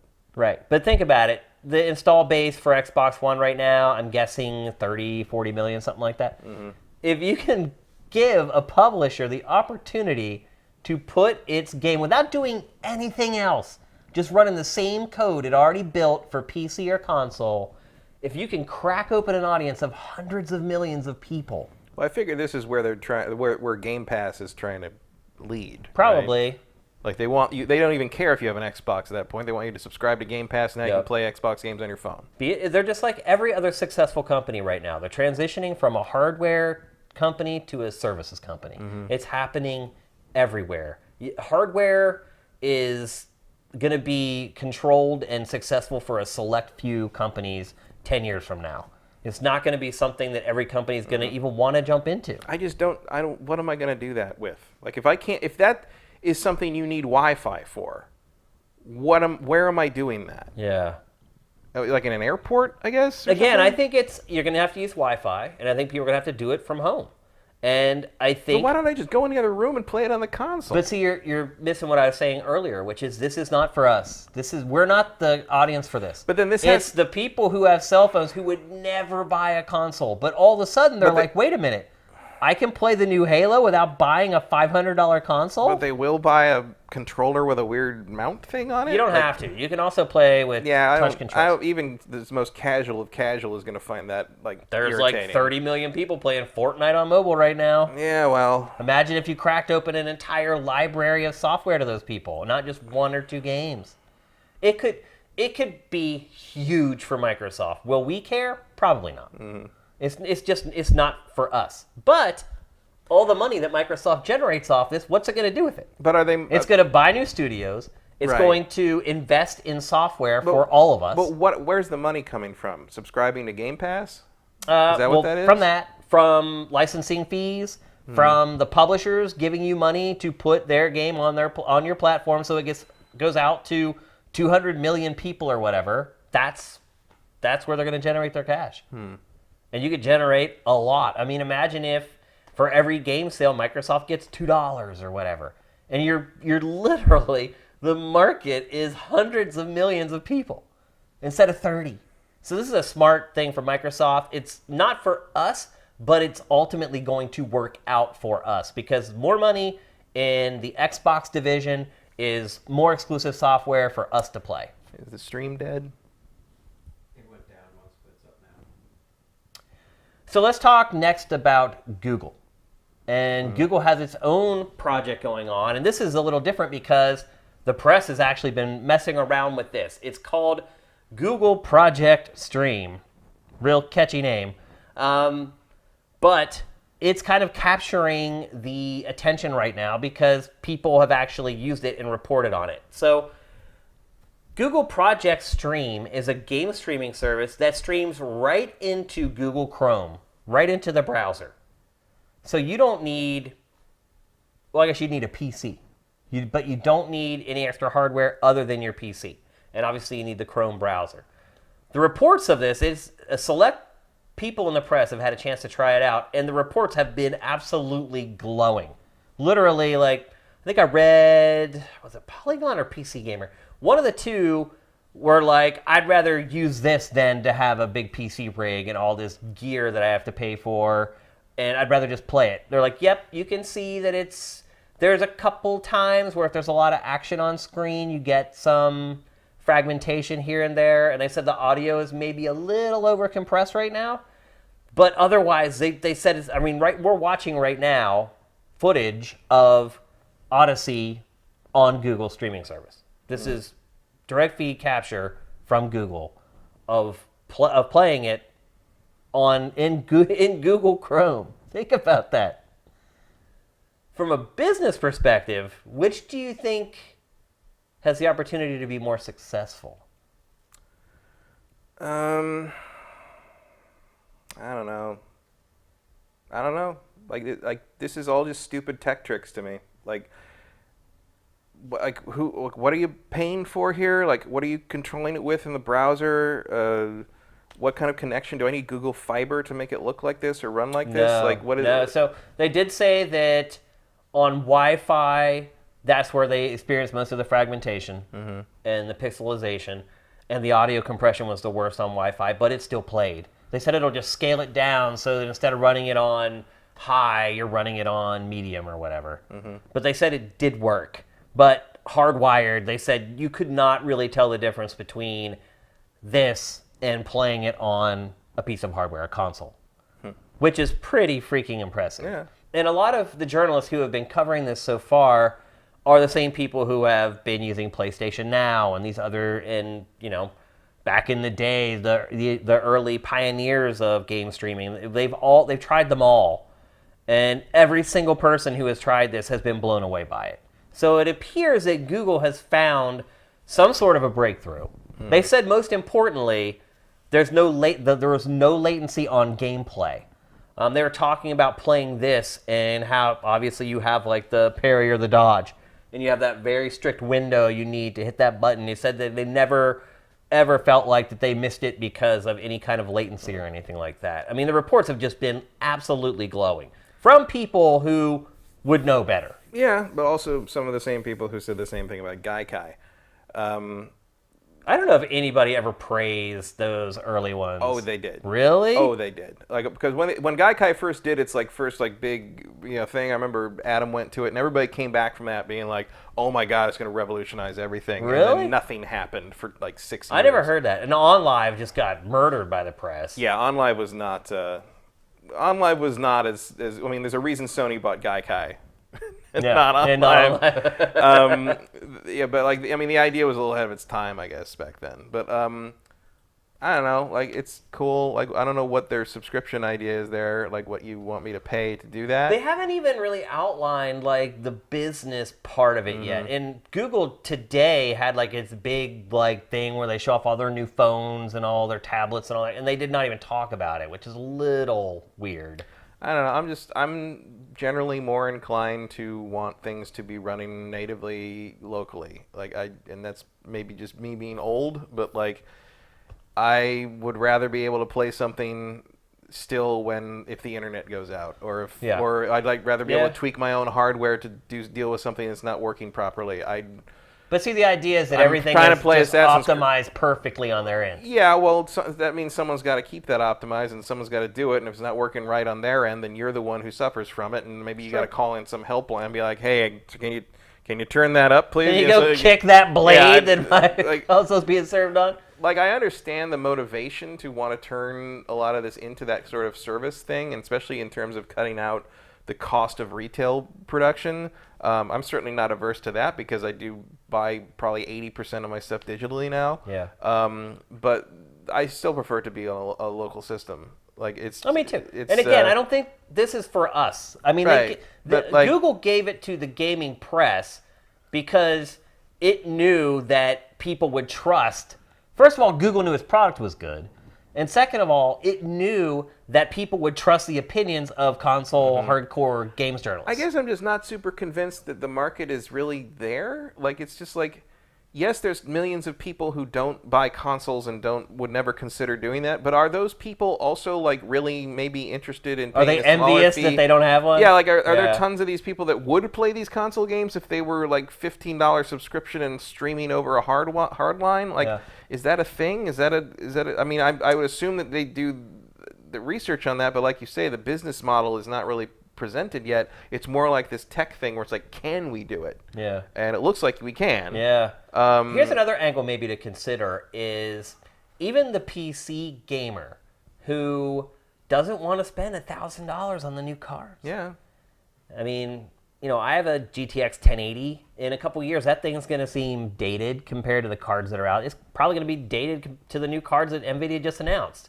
And if you could give me the quality of the new RTX cards, I think they're called, right? Streaming, I'm there. If I could, unless it's annoying. I mean, I remember the early days of Netflix when shit just looked like it was running on a toaster sometimes, and like the consistency is important to me, It and is, like yeah. presentation. I mean, that's why I have my own hardware and my own setup, and I don't want to play things on a You phone push the screen and all button, this it stuff. comes Yeah. on, and it plays video games. Like Yeah. it's simple. I mean, it's cool. I still say solution in search of a problem. If they can find a way to make it a desirable thing to do, I think saving money on like RTX cards or the equivalent is a good example. But to do that, you have to have this thing running at. I mean, for me, to replace that card cost. Right. I mean, I appreciate not having to spend the cost, but that thing better run at 60 frames a second at 4K or native with no weird hiccups, and it has to have no lag on the gameplay. I mean, that thing has to deliver an experience on the level of buying that card if you want me to subscribe to whatever X amount per month, which, Well, let's be honest, I don't think that'll ever happen. I don't think that's even technically possible. well, then look, if you're going to add up the subscription costs for this, or whatever you have to pay the extra money for like each game or whatever, I don't think like, that'll be the case, though. I think you'll just buy the game. Like, I think you'll just buy Assassin's Creed Odyssey for that service and play it. You'll spend the same amount, $60 maybe, or well, whatever. forget it. Never. If I don't own something for paying $60 for it, forget it. I would never do that, ever. Because that service is going to go away one day. Yeah. At least with like Steam or something, if I get some kind of notification, I can download the data, or like on PSN. We're gonna shut down the Xbox One servers in 2034 or whatever. Well, okay, I got a big 10 terabyte hard drive. I'm gonna install everything I own on that system, or assuming it doesn't carry forward as a library to the future systems or whatever. And I got it. Like, I have to play it offline. I can't play the multiplayer or whatever, but I got it. It's there. If I pay $60 for a game that only streams on me and I never get to actually own it in any sense, no way. No way in hell. Like, that's the whole problem people had with the Xbox before. Yeah. Was but like if you didn't think have about it. someone who has like a GTX 970 or even like a 1070 or whatever, and they're looking at that $1,000 graphics card, and they're like, even if I could get GTX 1080 graphics, Sure, without but- having to spend the money to buy the $600 to buy that. Sure, but I don't believe for 1 second you're not going to have to pay Google something to do this, in addition to buying whatever the game. Well, Google would things get are. the cut from Ubisoft. Yeah, you're still going to have to pay for the actual service Google is providing. Maybe. There's no way the streaming is free. There's no way this is like Voodoo or something for games. Google has to get their money out of it, because that's a ridiculously expensive thing that you can't subsidize just on a game by game basis from publisher fees. Like, and in the end, once add up the number of years you have a graphics card, now add up the amount of money you spend on a subscription every year for this, and how much is that? But that's the model for xCloud from Microsoft. Yeah, well, I just don't buy it. I mean, we'll see what the business model turns out to be. But I would be extremely surprised if you aren't paying Google something to do this. Yeah. As a consumer, like, otherwise, what are they doing? What's the point? Yeah. Like sure, the publishers would maybe pay to have access to that kind of audience, but the point of being a service provider, the way Google is trying to do this, like, would be to get money monthly from the millions, theoretically, people who want to do this, because that's where you get your money, to be Google money. I think that would be a mistake, though. I think that's the plan. I mean, I don't know what else it would be. It might be, but I think that would be a huge mistake, because eventually the market is going to get so crowded that it's like, which service do you subscribe to? Right. Well, that's I think what it comes down to there is which one works best. Yeah. I think the money would just get spread too thin so that no one ends up being successful. And now you're about where I am on it. Yeah. I think that's pretty much what's going to happen. We'll see. The tech sounds pretty impressive. At least I'm impressed Tech is with cool. it. I just, again, I just don't don't think it's for me. I think it's easy for us to be like, I don't care about it, so no one's going to care about it. But that's not always the case. Well, I mean, at some point you're going to need... Like, I don't really care about Fortnite, but, yeah, but a lot of people do. But, like, I can see the usage scenario for Fortnite much easier than this, especially because the Fortnite business model is already Free. in place. Free. Well, not totally free. They're making a lot of money on that Well, game. yeah. It could be. It can be free. I don't see a lot of microtransaction opportunity on this, for Google or whatever. We need to know more about it. We need to see it, work in a bunch of different scenarios. The fact that it works for video games, does that also work for 4K movies? Because that's a big shortcoming of current streaming movies. Yep. Is like the 4K thing is very hard to do well. Blu-ray. That's a good point, actually. Blu-ray discs. If this technology is that good, if you can handle that kind of a data pipeline, is it applicable to non-interactive content as well? I mean, that may be where their angle, actually, Yeah. if they're really thinking about generating revenue. Yeah. Yeah. I think, if there's one thing that could, 10 years down the line really dethrone Netflix in that regard, it would be them jumping ahead on that tech before Netflix can. But if you don't think Netflix is working on something similar, you're crazy. No, of course they are. But isn't it funny, though, that Netflix isn't the first to debut something like this? I mean, if anybody was going to, it should be Netflix. His whole business is built around it. Well, not really, because Netflix isn't a thing for video games. Yeah. I mean, GameFly... But it's a streaming service. It's a streaming service, but this is a different It's trying beast. to send big files through skinny pipes. Yeah, but this is just a very different beast in terms of that. And I understand why Netflix did not throw a lot of research behind that, but it could be a convergent tech, is what I'm saying. I mean, the company theoretically you would expect to throw money at this idea would be GameFly, but GameFly, some people don't even realize it still exists. I still see commercials all the time. I watch like NHL Network, and they have like the worst TV commercials because nobody wants to advertise there. So they have like FarmersOnly.com and all this other crap. And like GameFly is advertised on there all the time. Wow. Which, I mean, obviously it shows that, they're advertising on NHL Network instead of NBC or whatever, that they're not doing so great. So, I don't know. This is just like, I guess you can't really say it's the first foray into it because it's really like the third. Yeah, this has been smoldering for almost 10 years, Yeah. this whole idea. And what happens to PlayStation Now if its tech because PlayStation Now, in all honesty, is pretty bad. Yeah. It's like I don't really want to play first games impression that for this way. kind of thing. Like and so, what happens to PlayStation Now if these services come online? Are people going to care? No, I mean, well, Sony better be working on some stuff to upgrade it. That's all I could say. I don't know. It if almost they feels like intend to- it's a if they intend to fundamental thing. Well, no, you got to keep up with the curve. Like if they intend to continue this service, it's going to have to do what these new technologies show you can do, or they're going to have to double down on hardware, which, today's statement would lean slightly in the direction of doubling down on hardware versus this kind of service. I don't know. There's all this we won't know until probably we start to see what moves these companies make starting probably next E3. I think that's where you'll get your first hints. Yeah. I mean, we're already getting hints. I mean, Yeah. This is what we're getting right now is the hint. I think by E3, Microsoft should be ready to blow this sucker out big time.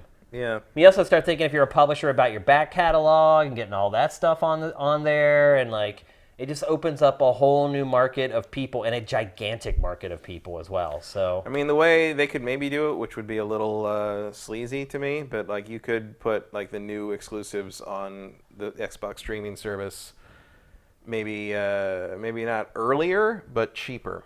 yeah. Because at some point, someone has to start undercutting retail brick and mortar prices. Because for a long time, that's been the thing. It's like, why isn't digital cheaper than brick and mortar, than physical copies? Because the publishers don't want to piss off Walmart, Right. basically. Or GameStop, At some point, yeah. someone's got to make that leap. Yeah. Someone's got to finally make that leap into like, okay, digital's where it's going. Someone has to be the first. Someone's got to be the first penguin off that ice floe. It says, okay, if you want the digital owned copy or the physical copy, it's $60. If you want our streaming version, it's $30. Yeah. Yep. And some people are going to go for that. I would not. Oh, I think a lot of people would go for that. For half price, accepting the lack of ownership over the material in exchange for half price on launch day, that's not a bad deal. I think a lot of people would do that. Yeah. Yeah. Especially if the quality is up to what people are saying. Yeah. Where it's like and if 1080p, crystal clear. Well, and also if there's one thing we know, no latency. something like 2 years into the 360's existence, something like 55% of them were hooked up with component cables. Yeah. Or with like composite cables. Composite cables, yeah. People don't notice. Yeah. They don't realize. So They really don't. So like the idea of the mainstream audience would be held back by the graphical fidelity of something that was like high settings versus ultra. It's just not going to happen. Yeah, it's like I said a couple weeks ago on the show. The importance of graphical fidelity. It just, to me, it's on this steady curve downwards. Well, it's also, even for me, it's a steady curve downwards the more time passes since I bought my last graphics card, the less I care. Yeah. When I first buy those graphics cards, I'm like, I must milk every last frame out of this has to be this, and this shader doesn't working right. I need to fix that. I'm going to wait for a patch until this shader works, or I'm not going to disable that. And like now, I'm just like, you just play games. I'm just gonna play it on the PlayStation. I don't care. It's like, It's funny how that works. There's a curve from how long it's been since you spent money on the thing that makes the graphics. No, you're right. You're absolutely right. Yep. So we'll see. It is the next frontier, whether we like it or not. I mean, 20 years from now, we are not going to have consoles. That's just the truth. It's just not going to happen. How quickly, if it's really 20 years or it's 10 years from now, I think that's kind of the X factor that we don't know yet. But I think when we finally all get a chance to check out these technologies, I think we'll have a better idea of when that's going to happen. I wonder what that will be. If you'll just maybe there won't be any systems anymore. You'll just there won't be. You subscribe to a service and you buy the thing, or maybe you buy a little like USB chip and you stick it in. Just stick it in your brain. By then, we might be implanting things in our spine. Don't forget the PlayStation 9 commercial. All right. Where the guy just inhales the new game. I forgot about that. All right, let's move along. We're going to talk next about, well, we've already talked about Switch a little bit in this episode. We're going to talk about it more, though, because the Wall Street Journal broke this week. The Japanese one, right? Was it? That's what I read. It was the Japanese Wall Street Journal or something. No, I didn't know that. But I don't know what that was. Yeah, I didn't know there was a Japanese Wall Street Journal. I wasn't clear if it was like there was a Japanese edition of it that reported on it, or if there's a Japanese paper that is the equivalent of the Wall Street Journal. I'm sure someone in chat will be able to help us out with that. But you might need to restart your chat. I think it crashed a while back. No, whether it was Wall Street Journal East or West, the Wall Street Journal reported that, thank you, WC Esquire, for subscribing via Twitch Prime. Appreciate it. Yeah, that was like an hour ago. Oh, was it? You should probably quit that and restart. Okay. Anyway, the Wall Street Journal said that it has good sources that Nintendo is going to release a new version of Switch next year. Mm. And I don't think that comes as a big surprise to either of us. No, it's about the right time. Yeah, for Nintendo, and it's very typical. Particularly if you consider the Switch a handheld. I mean, it may have another 2 iterations before it's all said and done, to be perfectly honest. So it's not that big of a surprise that Nintendo is going to do it. Again, if you consider Switch a handheld and not a console, because Nintendo doesn't really update its consoles. Handhelds, it's gung-ho over it. So that's not a big surprise. But what I wanted to do is kind of do a check on Switch and create a wish list for things that we want changed in the next version of Switch, and then discuss whether it's just how likely or feasible it is that Nintendo would do that. Mm-hmm. So Matt, what are the features or the changes that you would like to see for Switch V2? More power, but that's not going to happen. How likely do you think that is? 0. Yeah, I think this is going to be like a DS Lite thing. I think it's going to be at most form factor. My guess is form factor is going to be pretty much the same, because if you change the form factor too much, you invalidate all your accessories. Like the Joy-Cons kind of lock you into the size that the system is, one way or the other. And so like the idea of like a much smaller one or a much bigger one just doesn't make a lot of sense to me. Because then you kind of lose. I'm that pondering factor. it right now. Right. I mean, I guess you could stick Joy-Cons on the size of something like the size of like an iPad Air 2 or whatever, but that would be pretty weird. It would look weird, yeah. But Nintendo has never been averse to creating hardware. Well, nothing would look weirder than the Virtual Boy, probably. Or the original 3DS. Yeah. I mean, that thing looked like a prototype that they put on the market. But the 3DS? No, the original DS. Yeah, that thing's a weird-looking beast. Yeah. But my guess would be it's going to have longer battery life and a better screen. Like a maybe not OLED, but like. There's no way Nintendo will put an OLED screen on it. But I think it'll have a better screen. Yeah. That's all I expect, frankly. What do you want, though?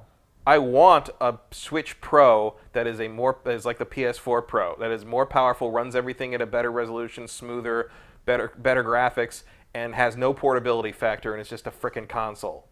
I want a more powerful console scaled up that just hooks to the TV and completely removes the handheld version, which is never going to happen because the name of the thing is a Switch. Like it invalidates the point of the system. Why would you want to get rid of the portability? Because I don't. Why not just have it there and just not use it? Because the reason that it can't be as powerful is because it has to be portable. Yes. I don't know if that's true. Well, yes, because that's why they use the Tegra chip and all that. Like, I want an actual right, but they console. could just put a Tegra X2 in there instead of the X1 that they have now. In theory, but they're not gonna, because that would be more expensive. I think it's going to be exact same hardware in terms of like functionality and form factor. You mean? Form factor. I mean, I could see them changing sort of little things. I don't know, but I think it's going to be basically the same thing with something physical that makes it obvious it's the different system. Like it has to have that. I don't know what that would be. Ergonomic. Some Joy-Cons. kind of ergonomic change. Yeah, something like that. Maybe with the Joy-Con, something modular. Because I mean, let's face it. When you take the Joy-Cons off, the Switch is a rectangle. It is. There's nothing. Yeah. There's no. It's just defining. the screen. That's all it is. But I think it's mainly going to have improvements in battery life and maybe a better towards screen. Portability stuff. You mean? That's because frankly, like if you're looking at the deficiencies of the system as it functions as intended, because I use it as a console, I don't care about any of the portability stuff.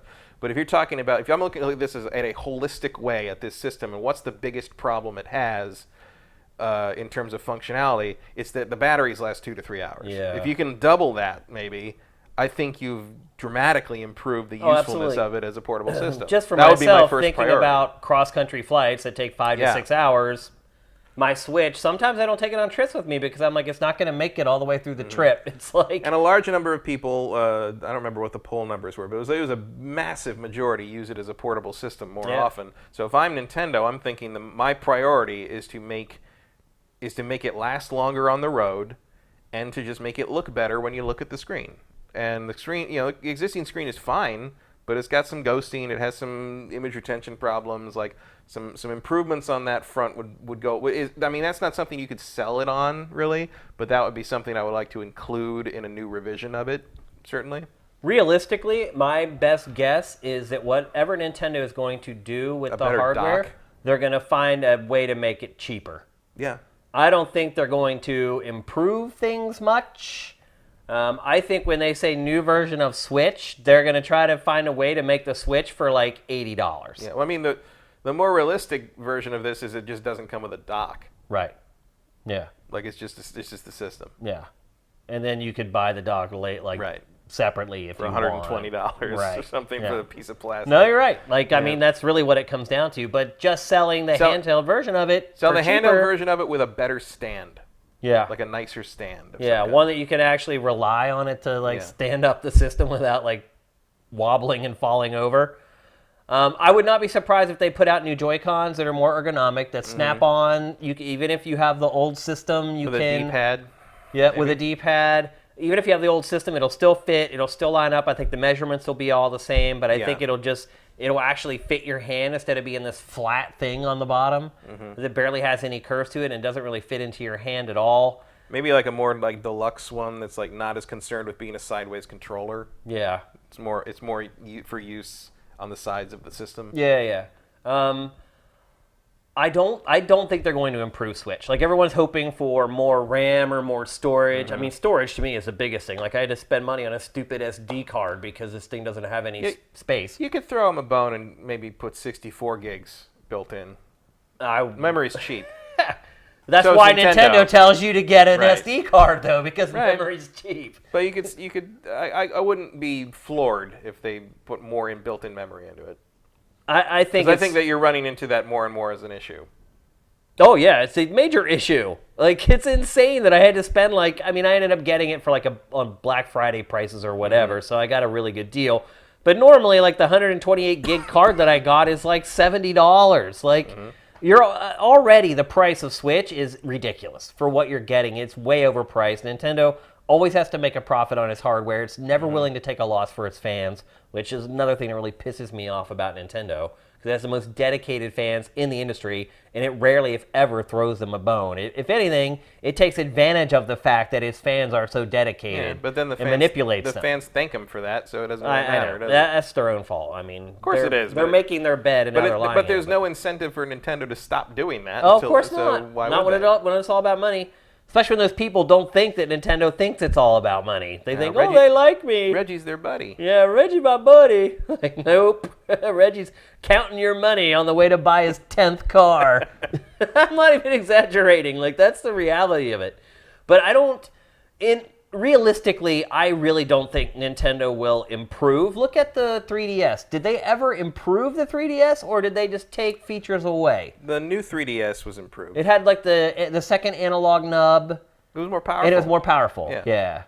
And then it got they this charged weird. for it. They did, and then it got in this weird zone where some games would work and some games wouldn't. They never fully embraced it. There's like very few games that are only on new 3DS. It was like Xenoblade and a couple others. Maybe was it Smash Brothers? I think. Here's one thing I would not be surprised if Nintendo makes a new dock. Yeah.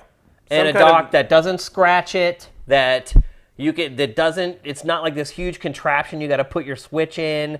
It's just something that plugs into the bottom of the Switch. The dock has always felt like a very last-minute addition. It's like the first version of the DS. Yeah, it's like not really ready for prime time. I will always be convinced, unless, like, say, I don't know, like, God, I was going to say Reggie, but I don't know if I'd believe him if he said it. It was like someone directly told me, if Iwata came back and told me directly, this was not originally a handheld, because I firmly believe the Switch was supposed to be the 3DS's replacement, and when the Wii U crashed and burned, they decided, let's just make it a console as well, make it a hybrid, because the dock is such a it's not Nintendo. It's not. It's like Nintendo doesn't put out stuff like that. Nintendo doesn't put out something that destroys its own products. And it's just so flimsy and cheap, and it distorts when it's too hot. And it's like, $80. It's awful. It's so dumb, and it's not like even even if you want to talk about like the shitty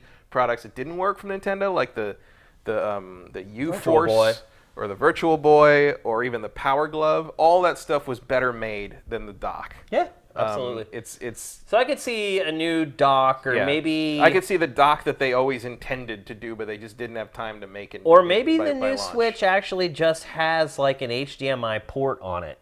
Now you're talking crazy. That makes too much sense, doesn't it? Yeah. Just have the HDMI port. Maybe it's a micro HDMI port or whatever, so they save 50 cents, because that's how Nintendo is. Maybe it's a micro HDMI port out, and you have to buy an adapter or whatever to go to full HDMI. And then you just charge it by plugging the frickin' thing in. Yeah, I think that's too easy. But that is something that's because they don't want that. They want they don't want it to be unplug cord, unplug. They want you to put it in the thing that makes it magically work. They want it to. They want to have that experience of that moment. Yeah, where people are like, ugh. Because they don't want it. Well, yeah, because they don't want it to be like, I'm unplugging and plugging in AV equipment. Right. They want it to be like, I put it in the magic slot, and now it's on the television. You know? The magic. And that's valid. That's from a business perspective, it absolutely is. Yeah. Like it makes it a special thing instead of just plugging another cable in that any other system would use. Yeah. So I understand why they don't want to do that. I would prefer they did. I'd prefer if it was just like a nice little stand/dock thing, and you just sort of you stuck it on that, and that's where it charged, and you plugged it into the HDMI, and you were done. Yeah. But like that's just not. That's not the appeal to Nintendo. I think the appeal of the Switch is in part that sort of like instant switch over connection thing that you do with the dock. I would just like the dock to be a better piece of material. Yeah, but I think really isn't the USP for the Switch the controller snapping into the tablet? I mean, that really is. That's what I think it has to keep. Oh yeah. The dock. That's why I said, like, my Switch, my ideal Switch would just be a new Nintendo console. Right. It doesn't do any of that crap. It runs things really pretty. Yeah. Because you start thinking about how they improve the power of the 3DS over time, things just started getting murky. Where it's like, okay, well, this game will only run on the new 3DS, while this would run on the 2DS, and like You need the the analog nub for this game. It just got really murky and confusing.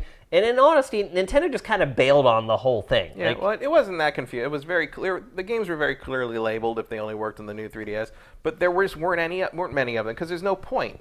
Like the new 3DS didn't sell in the critical mass numbers that would be required to justify development of new 3DS only games. Yeah. And you know, it was a factor of splitting the user base that just didn't make any sense. And I don't see where it did Nintendo any good. And that's No, why I don't think so.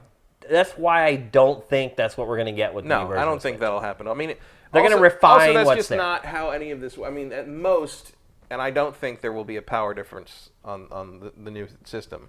But if there were, it would just be like, well, it runs it better. It'll be like a PS4 Pro. That's the new paradigm: is an upgraded piece of hardware under the same generational name, runs all the same stuff. It just runs it better. And you will never see a PS4 Pro game that doesn't work on the PS4. Yeah. At least not until we move into a new generation. And even then, I mean, I think that one day you will have like games that run on the PS5 and the PS4 Pro and the PS4 Vanilla, and on the PS4 Vanilla they just sort of look bad. Ish. Yeah. It's just like it's like playing on low settings right, or whatever. Exactly. Yeah. But I don't think you'll ever hit a point where like, well, you can only have it like that. Where you get cut off. Yeah, and I think that's sort of the new paradigm. And there's even rumors that Sony's working on ways to move your library forward to the PS5, and I mean I think that's just how it's going to work from now on. So I would be very surprised if Nintendo were ever to try that only on new 3DS thing again, because I just don't think that worked, and it wasn't worth it. Like nothing that only ran on the new 3DS really looked any better than anything on the old 3. I mean, yeah, Xenoblade Chronicles. Hyrule Warriors ran with a higher frame rate. Like you could play it on the old version and it would chug a little bit. It really wasn't playable on the old version. Yeah. It was too choppy. Yep. And like Xenoblade ran well, and it was only on the new 3DS. And you can see why, because it was a Wii game, but it looked awful. Like it was, Like and look, when I say Nintendo's going to figure out a way to make it cheaper, that doesn't mean I'm saying there's going to be a price cut. Oh, no. Now, I'm not saying like now it's going to be cheaper to you. I'm saying that now Nintendo's profit margin is far better than it was before. Mm-hmm. It's not like, oh, they're going to do this so they can sell it for $200 or $150 or whatever. No. They're going to keep it the same price. They're going to try to spin it to you that it's better than the other one. They're going to say you're getting a better system than before, but at the same price.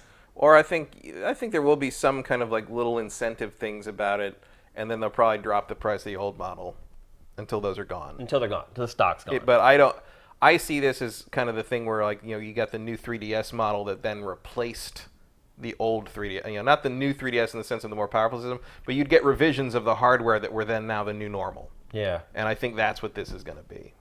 I still think Same system, same power, but it just looks a little different, and now that's the Switch. I do think eventually we're going to get just a one-piece handheld that plays Switch games. Mm-hmm. Where the controllers do not slide off of the hardware. It's literally just one unit that has a cart slot, and you can just play Switch games on it. It may be... Well, then how are you going to play snipper clips? Yeah. Well, it may be when... That's a good point, though. There are some games I mean, Mario Party requires... You're right. To detach No, you're right. You're absolutely. Well, I mean, they're doing the same thing with the 3DS right now. Yeah. There's some games that will work on one and won't work on the other, or kind of work on one and work better on the other.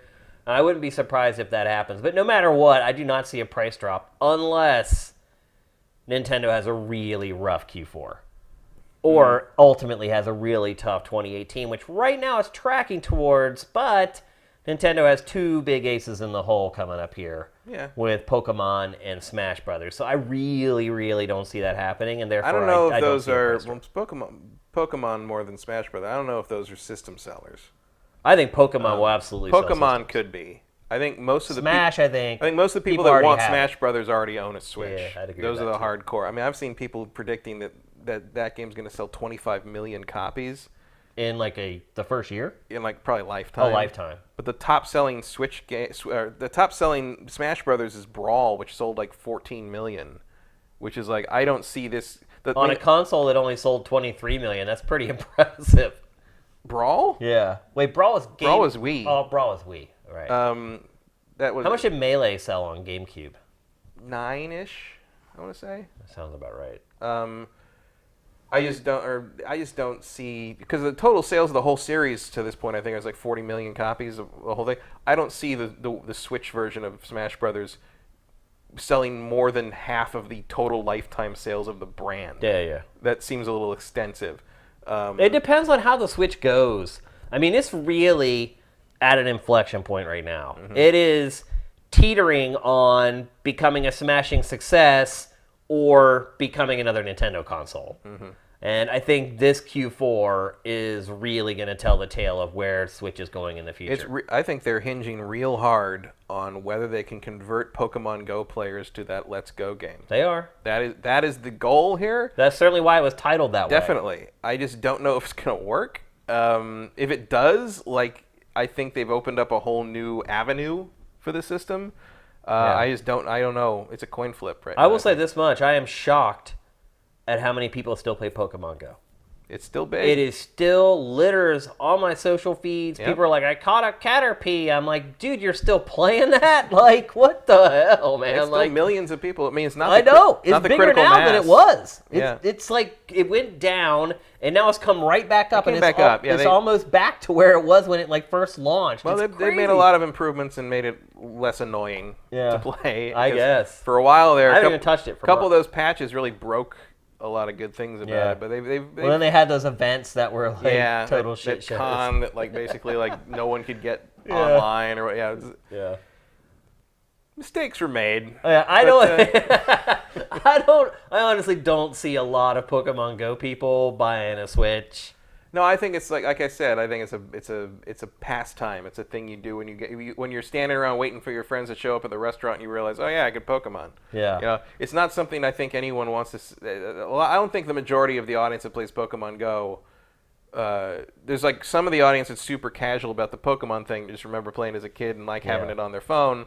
I don't think they want to go home and sit down and play a remake of the original game. And the other people who are hardcore Pokemon fans and also play Pokemon Go, they're waiting for the new generation next year on the Switch. Unless, if Nintendo were smart, it would do something with Let's Go that gives you a huge advantage in Pokemon Go.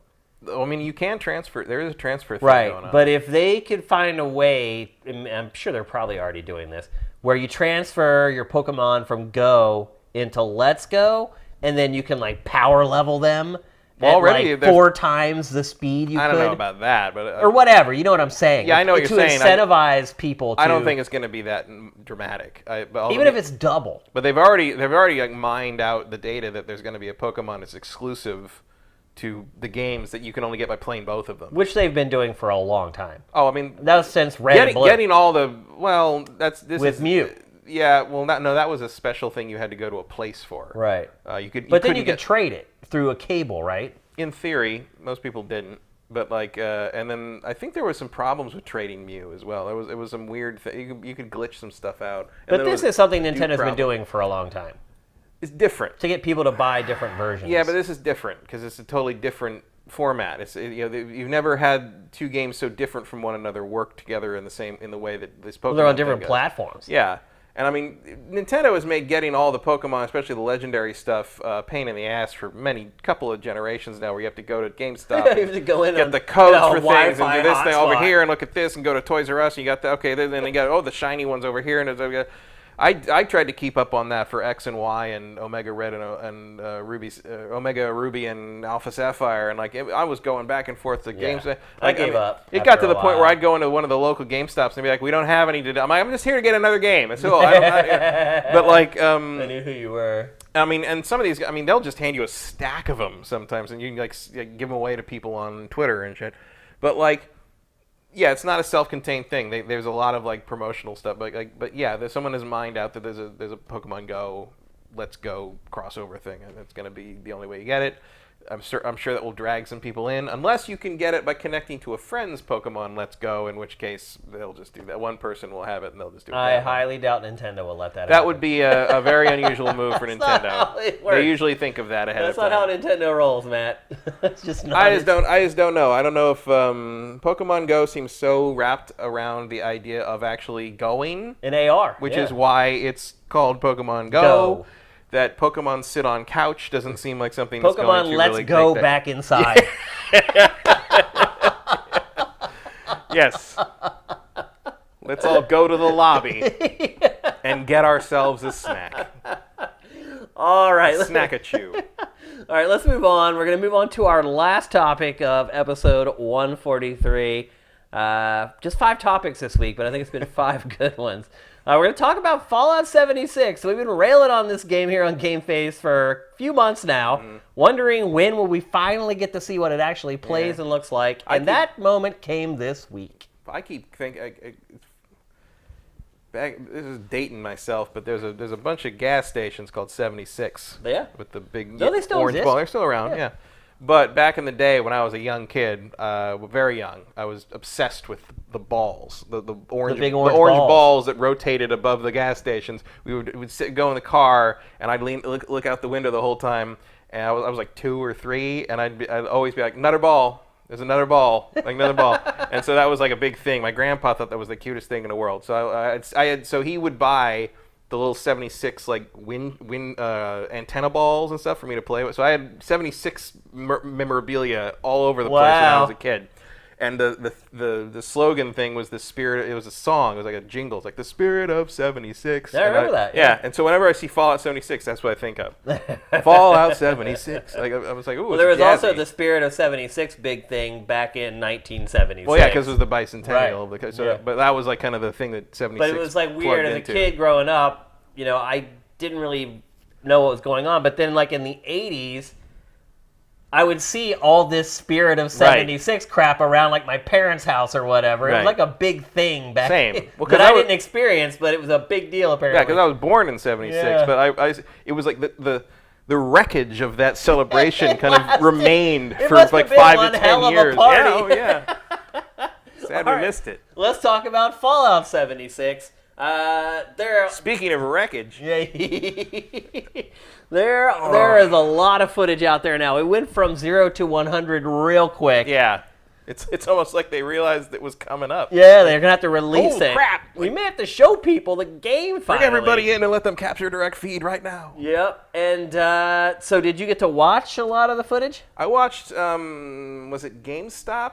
Oh, I hate that. GameSpot You're not alone in that. Did like a 50-minute thing. Like they played for 3 hours and cut it down like 50 minutes of important stuff. I watched that and I read like the 12 things you should know that you might not know and all the basic stuff. I admit I didn't make it through all 50 minutes. I don't think you're alone in that one, Matt. There's a point at which I get it. It's a Fallout 4 mod. I understand. You are really tripling down on the whole crafting building thing, which is like not a thing I find interesting. Ooh. It's not a very pretty game. No, it is. Look at this hole right here. Look at it's like an octagon. When he goes, look at that. Ooh. Ooh. Yeah, I mean, it is Fallout 4 repurposed as an always online game. Yep. So I guess, yeah, using mod isn't that far out of the realm of reason. Yeah, I think this is what I watched. An official mod, but a mod no less. I mean, it's as much of a one as like say New Vegas was of 3. Yeah. Now, look, we don't want to completely crap on this because I think that they are doing some smart stuff with how they're setting it up. I mean, obviously, your mileage is going to vary with Fallout 4. Either you've played it to death and you don't want to play it again, or you love it and you can't get enough of it and you want more of it. But there are things I feel like that they're doing with the game that are kind of clever. So you mentioned like the base building and the camp building. But the cool thing about this game is that your base is portable. So you don't have to venture like all the way back to go back and craft. It kind of travels along with you, so to speak. Mm-hmm. Which to me is a big upgrade over Fallout 4. But then there's these other things called workshops that are littered around the environment, and then you use those to craft like the really killer gear in the game. But the cool thing about it is that you have to take control of the workshop, and then you have to defend it, or somebody else can come in and take over the workshop. And you'll get an alert. Your workshop is under attack, and you can set it up with defenses and turrets and all that stuff, and other players can come and try to take your workshop. And you'll get an alert, someone's attacking your workshop, you travel over there, hopefully your defenses have held up. I like that. I think that's a cool idea. I think it could be fun. I think it's a kind of a fun way to do PvP. It's a cool idea that will sound cool until the instant it makes contact with the actual player base. It's possible. I thought that was a really cool idea. I think the way they're handling the loot makes sense. Loot containers are instanced. Everybody gets different stuff, so you're not like fighting or scrounging over the spoils of each battle that takes place. I really like the way they're doing PvP. Have you heard about how they're doing it? Not really. I didn't get a clear sense of that from watching the video. So there's a system... Except when the Bethesda guy just murdered them all. That was fun. That was a very accurate depiction of what I think the game will be like. So PvP, there's this thing called assassination targets that you have to opt into. So if you don't want to do PvP in this game, you don't have to. You can opt out of it. People can attack you at all times, but they've jimmied the levels. So they've jimmied both the levels and the power of each player, and they've jimmied the payouts to discourage sort of high-level players from griefing the lower-level players. So first of all... That is not why people grief lower-level players. They just do it to They do it to piss them off. They do, yeah. They don't care what the loot looks like. Well, they're trying to curb it. So essentially, like if a high-level player kills you, one, it's hard to kill you because they kind of buff your defense skill if you're up against a high-powered character. So it would become very tedious of them trying to chip you down to kill you. But second of all, if they do kill you, they get like hardly anything for it. So they're basically doing everything they can to incentivize people to not just go and grief lower-level characters. I think that's at least a smart idea. So there's damage-resistant scaling so that you can hang with the higher-level players if you're low-level. And then you get low rewards for killing low-level players. Assassination targets is kind of cool, though. So you opt into it. You're like, okay, I want to do this. And basically, it's a round robin of people going after each other to kill them. And again, you can opt in, you can opt out. It's not just a part of the game. You're not going to always have somebody hunting you down unless you want it. But if you want it, you can have somebody, a lot like the mercenaries in Assassin's Creed Odyssey, someone who's always hunting you down in the game to kind of add that extra layer of tension to what, for a lot of people at this point, is kind of a rote experience. I hate to say it, but... After you played Fallout 3 and 4 for probably a total of 120 hours, you kind of need something to spice it up, I think. I don't think they could have just made Fallout 5 and have it be a smashing success this early. I think they would have had to wait till the next-gen consoles to do that. Definitely, because it's got to look better than this from now on. But the best thing about the assassination... Same with Elder Scrolls, really. The best stuff about the assassination targets in PvP is that you don't get caps or experience from it. It's purely... just to add tension and a new element to the overall experience. And obviously, any PvP opponent is going to be far smarter than an opponent that's controlled by computer AI, at least now. Maybe in 5 years that'll be the case. But now it is. So if you also want to add a little bit of challenge to the game, that's one way to do it. There are bleed outs in the game. Yeah, I saw that. And then once you do die, you can choose where you want to respawn. So it doesn't just respawn you in some random location. One thing I noticed just watching the footage is that there's load times when going indoors and outdoors. Did you notice that? Yeah, it's a Fallout classic. It is, but when you're talking about like an always online open world game, I think that's maybe where you got to draw the line and say that's not good enough anymore. I don't know. Well, that seems like a huge contrivance to me. I think you could use that phrase about a lot of things in this footage. Yeah. No pause button. Well, that makes sense. Yeah, I mean, it's always online, but that's the big change for Fallout. No VATS. No VATS. I mean, it's like, what's called, like active VATS or something? Yeah, there is VATS, but it's basically like a weird like auto-aim feature. Right, where like you have a percentage chance of automatically hitting whatever body part you're choosing, whether you're pointing at them or not. Yeah. That's basically what happens, which is dumb. But like, it's like...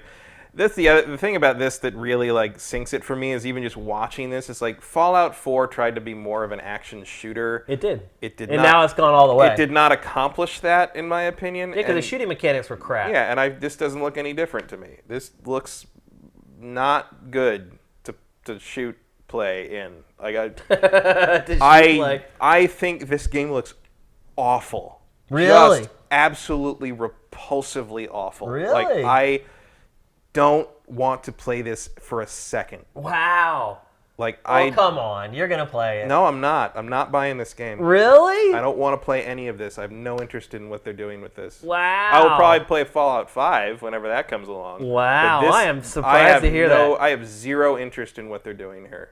Like, it feels like it, and I might be wrong, but like what I've watched about this game, like it looks like it's just like brainless wandering of the same thing over and over again, and like people running around doing stupid emotes, and like it's everything I don't like about multiplayer stuff.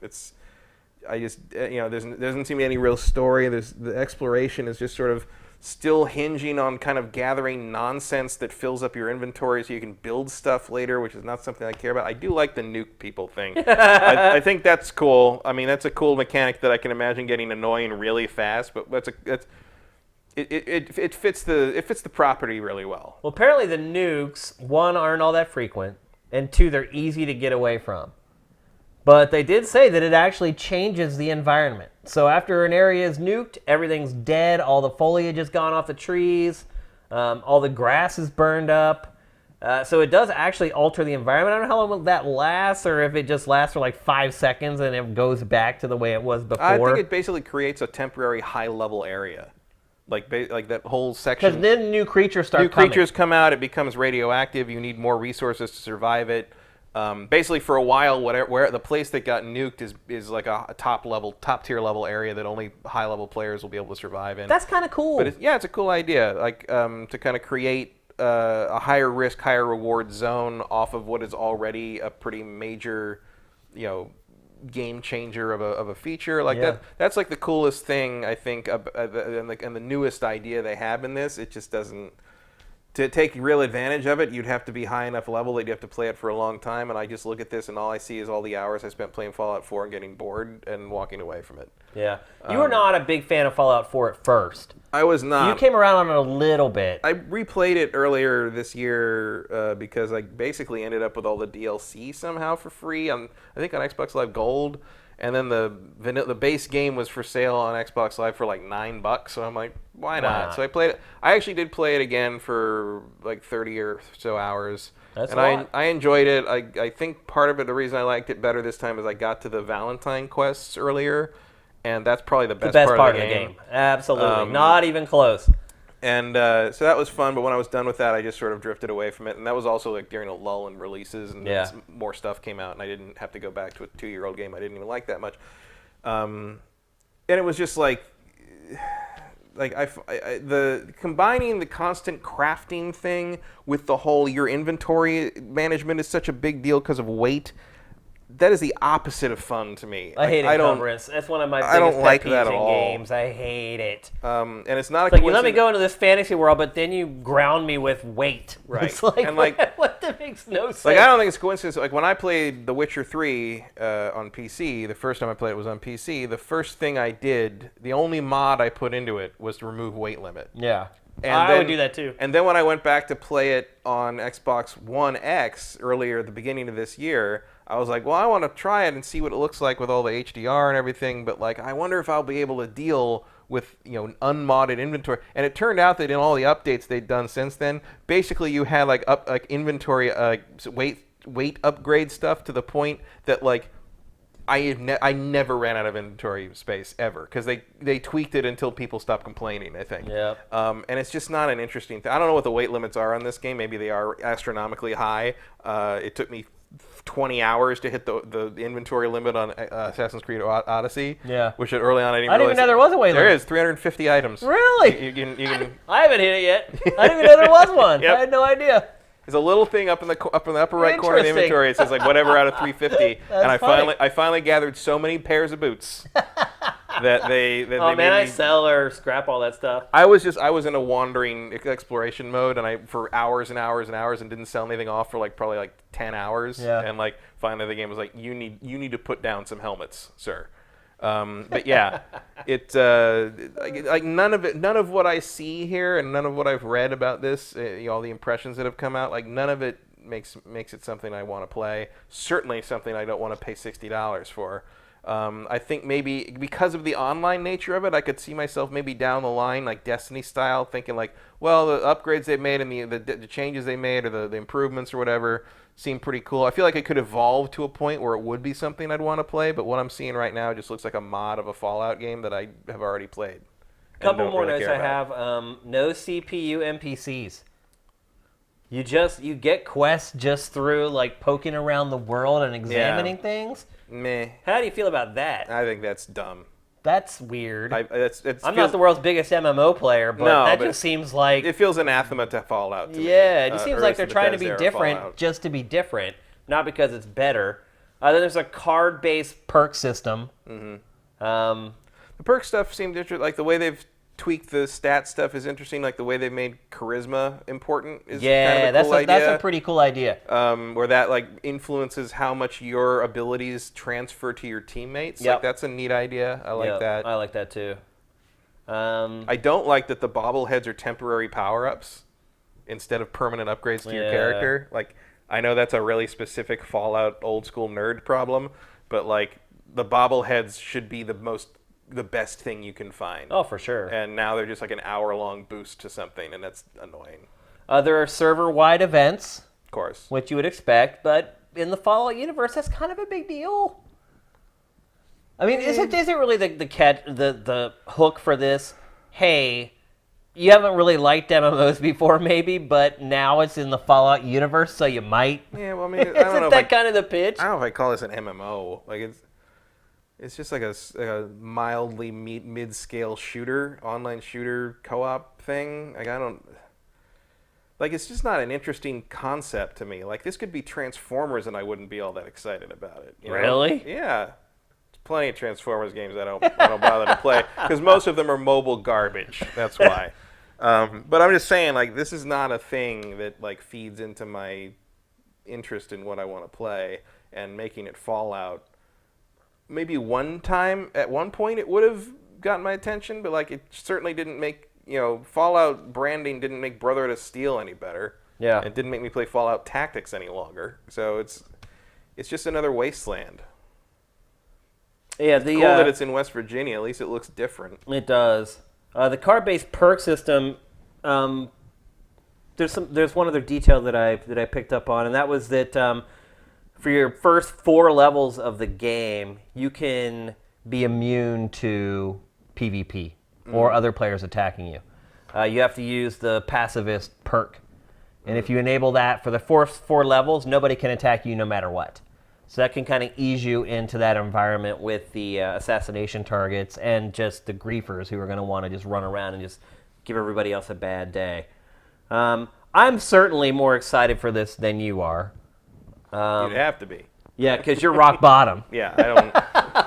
I mean, all you that. Can't go lower than 0. And then on top of that, you want me to keep drinking on a regular basis, so I don't get parched. I'm like, okay. Yeah. Like, this is the. I mean, I don't play survival mode stuff in the Fallout, other games either. It's just not a thing I'm interested in. In part because it's not my preferred game type, and also in part because like, I don't think the way Bethesda does it is very good.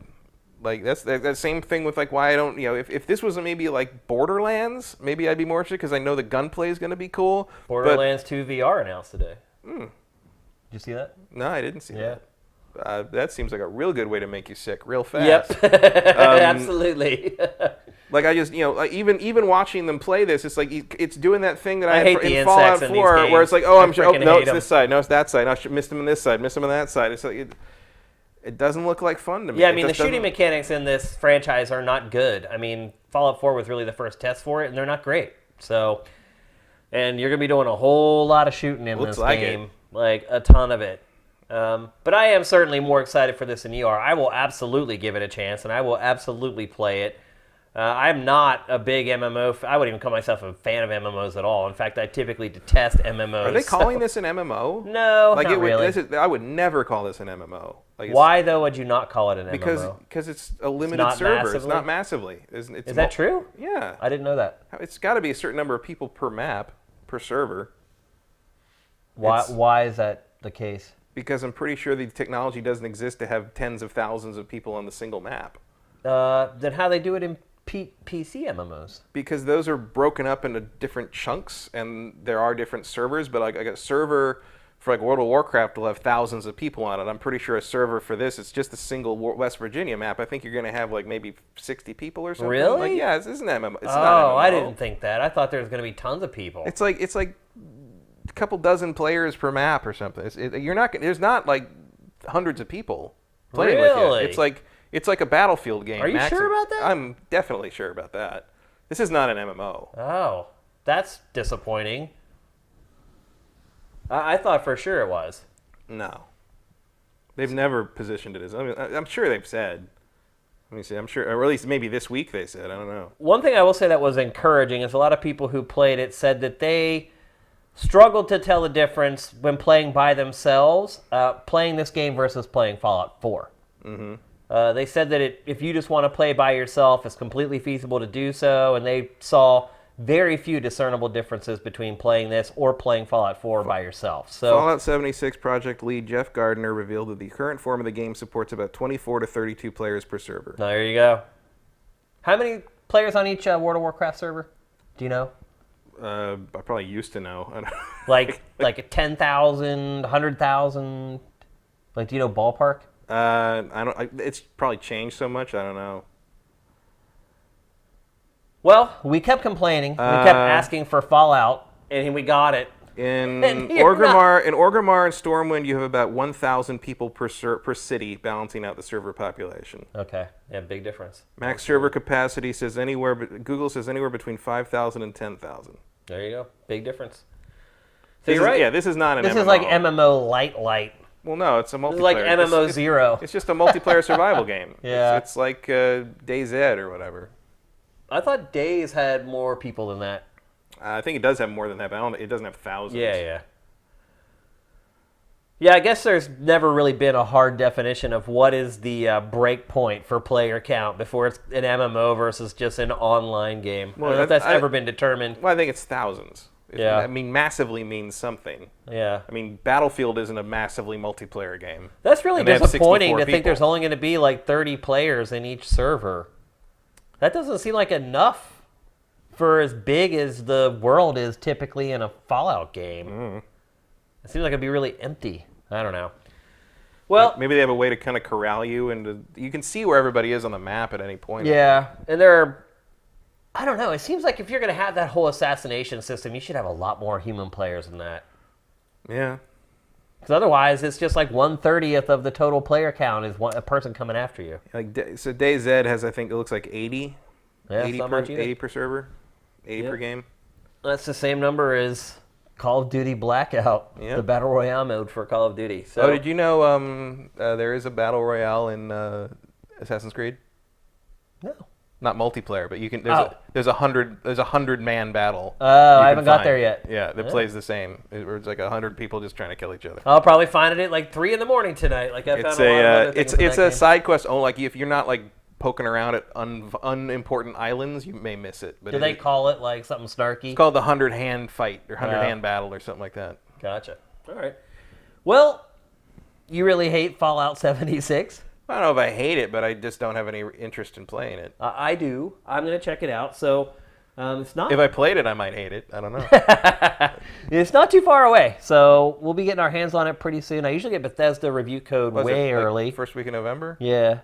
And I usually get Bethesda review code really early, and their embargoes are usually okay. Like, they'll be like, okay, you can talk about this, and this for, like, the week before, and so we should be able to talk about it on the show here pretty soon. So, not much longer to wait to get our hands on the real McCoy. But, yeah, I mean, look, I'm disappointed as well. I'm not trying to say, like, you know, it's all rainbows and unicorns. I'm disappointed in what I've seen so far, but I haven't completely shut the door on it because I do think there are some unique concepts and ideas that they're kind of imparting into the online stuff that I haven't really seen in other shooters. I might Not be- a lot of it, but I there's mean, some. I might be more open to it if I was like July, but like I got Assassin's Creed to play. Starlight Yeah. comes out next week, and then you got Red Dead Redemption, and it's like, stiff competition. well, I mean, What bothers me the most, I think, is that other projects were pushed back for this, probably. Maybe not I don't think. I mean, Bethesda by like years or whatever, but This is not the core Bethesda team. Like, this didn't delay Elder Scrolls 6 or anything. Like, this is not. They didn't make this. Who's developing this? I can't remember. It was the guys who did that game that was shown once and disappeared. You remember? Yeah, Battlecry? Yeah, it's those guys. Oh, Battlecry Studio did this. That's what I thought. Isn't No. it? But that means that we never got Battlecry because of this, Matt. Well, Screwing with you. You can't get everything. You can't always get what you want. So there you go. That's Fallout 76 initial impressions based upon other people's playtime. So once we get our chance to give it a go, maybe our impressions will change. Maybe Matt's impressions will change a little bit for the better. Good luck. But right now, he's definitely not having it. And I think there's possibilities there. I think there's some cool ideas in the game that could make it fun. Yeah, they're Bethesda Game Studios Austin now, and not by Battlecry Studios for obvious reasons. This is co-developed with Bethesda Game Studios. I'm pretty sure this game. I mean, in the schedule they got one thing a year, but I'm pretty sure that they've got other stuff. They've got bigger fish to fry. Co-developed means they were giving that studio assets. Right. they were Bethesda Game Studio was instructing them. Right. Yeah. On how to do it. They were making sure it fit the Fallout brand and everything was copacetic with that and everything. I'm sure there was guidance, but like I don't think it took time and resources away from like Elder Scrolls 6 or what else are they working? Oh, Starfield. Yeah. I'm sure that's all. I think those games just have to wait till the next generation, basically. Bro, well, I think we're definitely getting them next generation. Yeah. Whether that was a part of the whether we like it or all not, along whether they like it or not. I don't think there's any choice. Look, as long as it's not on the Gamebryo thing, I'm fine. Like, Yeah. I'll wait. I can wait as long as it doesn't look like that again. Oh boy. Yep. All right, it's time to move on for our trailer of the week. I don't know. Maybe you just remaster Skyrim again. I don't know. Again. You can only repackage that game so many times. They remastered Skyrim 14 times and they never did a remaster of like Morrowind. I'd like to play Morrowind again with like Skyrim's production values. That's what they should do. And I know that Morrowind. I know there's fan mods to do that and stuff, but like, I'd buy that. Yeah, I think a lot of people would. I think a lot of people haven't played Morrowind. No, I don't think so. So a lot of people were introduced like on consoles, and Morrowind had kind of come and gone. Well, the problem is like Morrowind is all text, and you'd have to like revoice everything, and now you're talking about a project that's too expensive to warrant the effort. Not gonna happen. All right, it's time for our trailer of the week. It was actually a terrible week for trailers for whatever reason. I never really know until we go to stack the show, and then I sift the site by trailers and by the last week.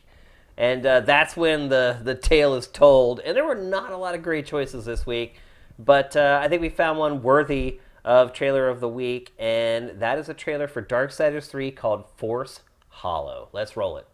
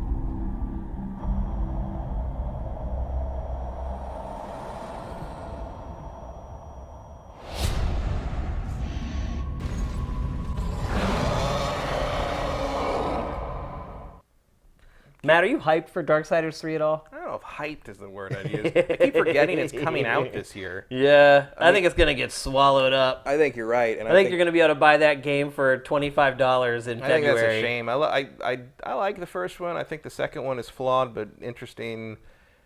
I think it's a shame because like one day it would be nice if they followed up on the cliffhanger of 1. Yeah. Where the other 3 horsemen are coming down to help out war, and it's like, and they keep making prequels, and like.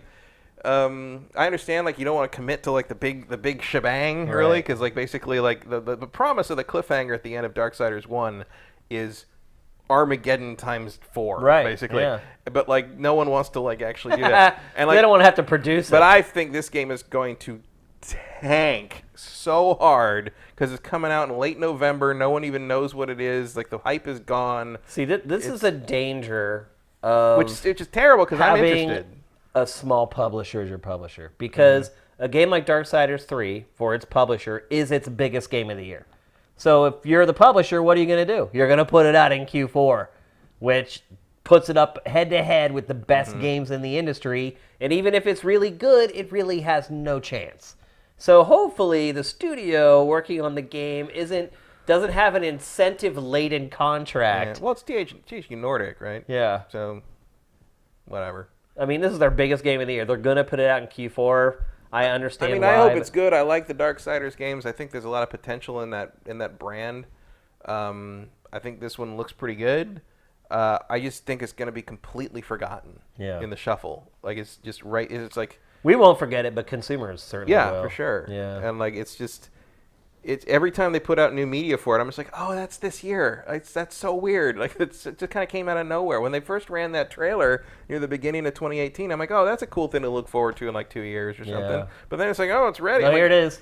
Really? Yeah. Oh, okay. I knew, though, when IGN started blowing it out, I'm like, oh, that game's farther along than I thought. And it doesn't even make any sense to like move it to like Q1 because Q1's packed too. So, I don't know. Maybe they'll get luck out and get some like Christmas sales or something. Because I'd like to see more. It would have done way better if it launched in January, February, March. I'd like to see more of them. I'd like to see more Darksiders. I'd like to see them finish the story. I'd like to see them kind of achieve that. But like, I feel like this might be the end. And then again, I said the same thing about 2. So who knows? It is a video game zombie. Yeah. It was brought back from the dead. Yeah, I mean, fitting. It may for go the back subject in matter. the grave after this one. It just seems like there's always going to be somebody that wants to bring that back. Yeah. Because I think almost everyone that touches it is like, yeah, there could be something really great in here, and it just hasn't quite happened, and it just keeps not quite happening. Yeah.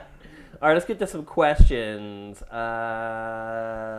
Let's see. W. Matthew. What do you think of the rumors of Microsoft buying Obsidian? I think it's a good thing. It will let them make AAA games again. Assuming you think they've ever made AAA games. Yeah, this is a little weird because Microsoft and Obsidian had like a huge falling out, didn't they? No, that was Bethesda. It was Bethesda? Over New Vegas. That's the rumor. I thought Microsoft also had... No, I thought Microsoft was co-developing a game with Obsidian at some point, like 4 years ago, and like the whole thing fell through. I don't remember Maybe I'm that. crazy. I thought I remembered something like that. I don't remember that, but Obsidian has had a lot of start and stop projects, so it's not impossible. Obviously now, the most recent project from Obsidian is Pillars of Eternity, which is great. People love it. I didn't love it, but people who like that genre loved it. Yeah, I don't know if they need that, but like, I mean, financial stability is good, but I think the purchasing of Microsoft... If Microsoft purchased Obsidian, on one hand, it would be nice that like you would have the budget and you'd have the backing, and they wouldn't have to worry about it anymore, and it could just make like top level versions of these kind of games that they're so good at making, and particularly so good at writing. Yeah.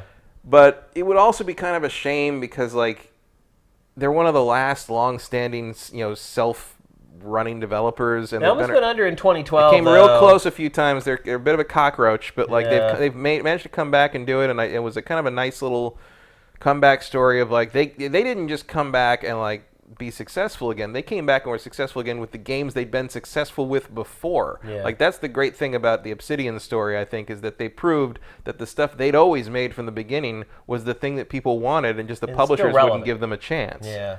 And then they, the crowdfunding thing allowed them to put that kind of content. And now, like, other companies are making those. Larian's making the Divinity games that are like that. I mean, they were right. Like, they were completely right. There was a thirst for that, and it would be a shame to see that the end result of that ended up being that they get swallowed by a giant megalith kind of thing. I wouldn't mind seeing them with some stability and some big budgets and access to all the tools that Microsoft has and all the other studios. If Microsoft would be willing to let them make the stuff they make without interference, like... Because, there's that temptation of like, oh, well, this Pillars of Eternity thing's pretty cool, but what if it looked like Mass Effect? Because you want to, they want to make it a 3D action game or something. And then you end up with Dragon Age Inquisition, and nobody wants that. Yeah. I don't know. It's a double-edged sword. Like, it'd be nice that if a company like Obsidian could continue to survive as an independent entity, but Microsoft buying them is better than them going away. So I guess I'm kind of ambivalent about it in the end. In the end, I would just like more Obsidian games. However that needs to happen. Here's one from JReedVic7. What if Nintendo let the Microsoft Surface team that does the Surface Pro hybrid laptops, tablets, design the updated Switch? Is there a realistic way to get a good hybrid that doesn't skimp on performance to such a degree that it can't play current games?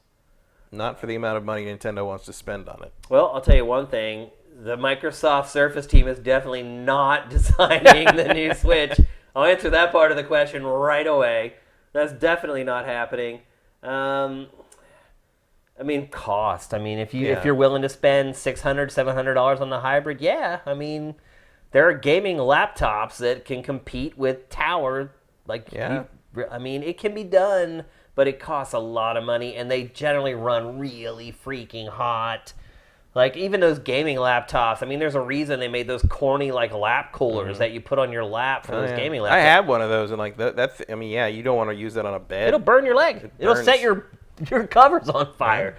Yeah, they could do it, but I just think it would be unwieldy, and, yeah. Honestly, feasibly, no. I don't think there really is a way to do it. That would be a consumer-grade electronic.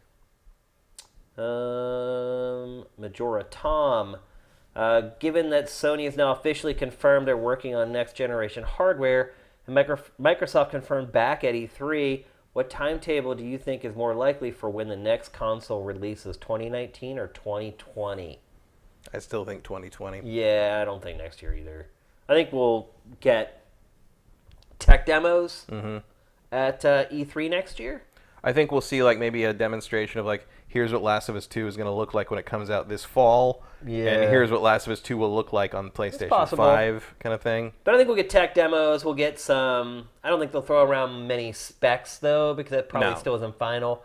I think we'll get some tech demos. Yeah, I think you'll get some, here's a target, demo of, what we think it will look like. It'll be like a Watch Dogs 1 thing. It'll be here's what we think they'll look like. As long as it's not another Killzone. And then, I don't know. Watch Dogs was pretty bad, too, in terms of wearing it up. It was, ultimately. But at least Watch Dogs was actually running on hardware, and Killzone was not. Yeah. Here's one from Not Circ. I know you guys don't play the Switch in handheld mode. I do sometimes. I'm watching television or whatever. Matt, though, doesn't. But lately, I've exclusively used the Switch as a handheld. I mainly play Dragon Ball FighterZ, great game, and I like that I can play while commuting on the subway in DC. It gives me a chance to practice combos and other strategies. If you're commuting with your Switch, which games would you play? I wouldn't bring my Switch with me. It's just too fragile. I wouldn't want to... Dude, I bought a case that I think could take a bullet. Well, I have a Zelda case, which is pretty good, but it's just same with the Vita. I'm I don't want to drag that thing around with me. I don't know what's going to happen to it. It's got analog sticks sticking up. It's just not a thing I would ever occur to me to take it on the road with me. It's a target for someone to swipe it. It's not a thing I would. There's nothing I can play on it that I wouldn't rather play on a TV. Right, but he's saying while you're commuting, why not just play it? Because I have a phone. You'd rather play games on your phone? I'd rather read or do something else. I don't need to be playing video games at all times because, maybe I'd bring my 3DS maybe. There's plenty of Fire Emblem shit I haven't finished. It's just not, there's not much that I play. The Switch's advantage is it provides a really console-style experience for most of the games they make for it, but that also to me makes it not a very useful handheld experience. Yeah. It's not it would never occur to me to take the Switch on the road for anything that wasn't a plane flight where I could really sit down and get into it. Yeah. For me, I would take my Switch during a commute, but I wouldn't play a lot of 3D games. I would play indie, 2D stuff. I get motion sickness if I read while I'm in a car. On a plane, it's not a problem because you're basically sitting still. I don't get motion sickness on planes. But in a car, a bus, something like that, I do. And hovercrafts. Yeah. Anything that moves. Yeah, really. so He's I think a delicate man. Yeah, so I think if I were playing a 3D game on a bus or something like that, I would probably get ill. So I just play something simple. I think it's easier to concentrate on. You have all this other stuff going on around you while you're playing. And I just think simple games are make for better commuting games, if that makes any sense. Oh, let's see. Mitchell is alive. Would you say 2018 has been a better year for games than 2017? What's been your biggest surprise hit of the year? Good question. Trying to think about last year. Last year was pretty damn There good. was some good stuff last year. We sure did. I don't know. I feel like a couple of the games that are going to determine the answer to that question are not out yet. Yeah. I think Red Dead will have a lot to say in that. I think Red Dead has a lot to say. I think Smash Brothers has a lot to say. I think, for me, Darksiders has something to say. Yeah. And I like the Just Cause games. I think one thing I would say... I'm irrationally excited about Starlink because I like spaceships. I mean, there's a lot to do. Starlink is a sleeper. I think might be a sleeper hit. I think one thing I would say is Q4 this year seems weaker than last year. I'd agree with that. Last year there was a Mario game, right? Yeah, but we're not getting like that 1 or 2 week period where we just get dumped on with like 6 amazing games. Maybe part of it is they're just getting smarter with scheduling, but it seems like there's. I think a lot of things converged last year. Yeah. I think a lot of people's like top level release happened to be you got ready last Zelda year. and Mario in the same year. Yeah. I mean, that's a big deal on its own. So I think it'll be tough for this year to ultimately be better, but I think it's still possible. Yeah, it's still really good. Like a big surprise this year. It didn't go the distance for me, but I was pleasantly surprised at how much I enjoyed the first like 20 or so hours of Octopath Traveler. Yeah. Astrobot Rescue Mission. Easy. That's hands down the most pleasant surprise I've had this year. It's not even close. Let's answer a couple more if we got them. Yeah, Johnny Hurricane hooked you up with the info for the booth in Odyssey. Yeah, I don't know. I don't think there's an arrow there, but I'll look after we're done here. And then we'll know if I've been playing the better version of the game or if I'm just overly thorough. Yep. All right, so I think that's it for the questions for tonight's episode. Thanks to everybody on the stream for sticking around. Thanks to everybody who hooked us up with Twitch Prime during the stream. Thanks for coming back on the stream after apparently it dropped earlier, which we were not aware of. So we had the whole block went blacked out last night for a while. Oh, really? And it took me a while to get the internet up and running, and again after everything came back, so it might still be a little hiccupy. That might have been my fault. Whatever. But yeah, I don't know. I've never seen that happen here before. The whole block just went black. Weird. For about like 20 minutes. So. Might have had something to do with it. Maybe still some hitches in the system. But anyway, thanks for sticking with us after the stream went down for a brief moment. I want to thank everybody for their patronage on Patreon. Some of you guys are still on our old subscription system on Sifted. I want to thank you guys as well for continuing to stay on that. Our Patreon is hurting, though, people. It has gone down $300 in the last 30 days. That's a lot. That's the biggest drop we've ever had by a mile for 1 month. We're teetering right on the edge, folks. Like the Twitch Prime stuff was making up for the drops on our Patreon, but we've kind of reached a point where it's not anymore. So I don't know what the answer is. Most of the people when they leave don't leave a reason why they're leaving our Patreon. They just are. So yeah, tough times on our Patreon right now. Thank God for Twitch Prime. Hope to God it doesn't go away. We're going to be in really deep crap. But thanks to everybody who's bought our shirts so far. Like I said, some of you guys may have got on the stream late. We are running out of orange. So if you want orange, we're already sold out of small, medium, triple XL. And there's like a handful of large and extra large. So if you want orange, you should get in quick. But I highly recommend the white with the violet. You guys are not buying them, but you should be. I don't know if they don't play well on camera or what, but hands down, those shirts look the best in person. I don't know, maybe you guys hate purple or something, but I'm telling you, those shirts are kick-ass. So give them another look. Some of you guys may not be able to get orange now because some of the sizes are gone. So if you're looking for an alternative, I highly recommend the white with the violet. They are dope AF, and I never say that. So that's GameFace 143. We'll be back next Tuesday with another round of game stuff. We'll have some big games on next week's episode as well. I get Black Ops 4 like tonight or tomorrow. And hopefully Starlink arrives early enough in the day I can play some of that. Yep. Starlink is... Keep an eye on that one, folks. I think it's one of those games that was kind of slipping under the radar. That There's a lot more to it than you think. Yeah. I think a lot of people saw that it was like a Toys to Life game at first and just immediately just wrote it off. Or they think it's like just kind of a kiddie sort of like, shootery thing. But there's a solar system and you fly around and go to different planets. It's a lot like No Man's Sky. Yeah, it's like a No Man's Sky if No Man's Sky was like just an arcade, like more of a arcade, more accessible thing, which is fine. Like absolutely. The more things with little star fighters that go like I'm in. I love it. Because sure as hell ain't getting Star Citizen anytime soon. I think the convention for that's tomorrow, actually. Oh, really? Yeah, I'm going to tune in. Go in there and raise some hell. Oh, that's over in Austin. I'm not going that far for that crap. Although you spend so much on ships, you should have like a real ship that you could fly to Austin for the event. You can argue that. I got some people coming over tomorrow. We're going to watch the keynote and laugh. Yeah. Basically. There you go. All right, so that's it for GameFace 143. Everyone have a great week. We'll see you next time. GameFace is up and out.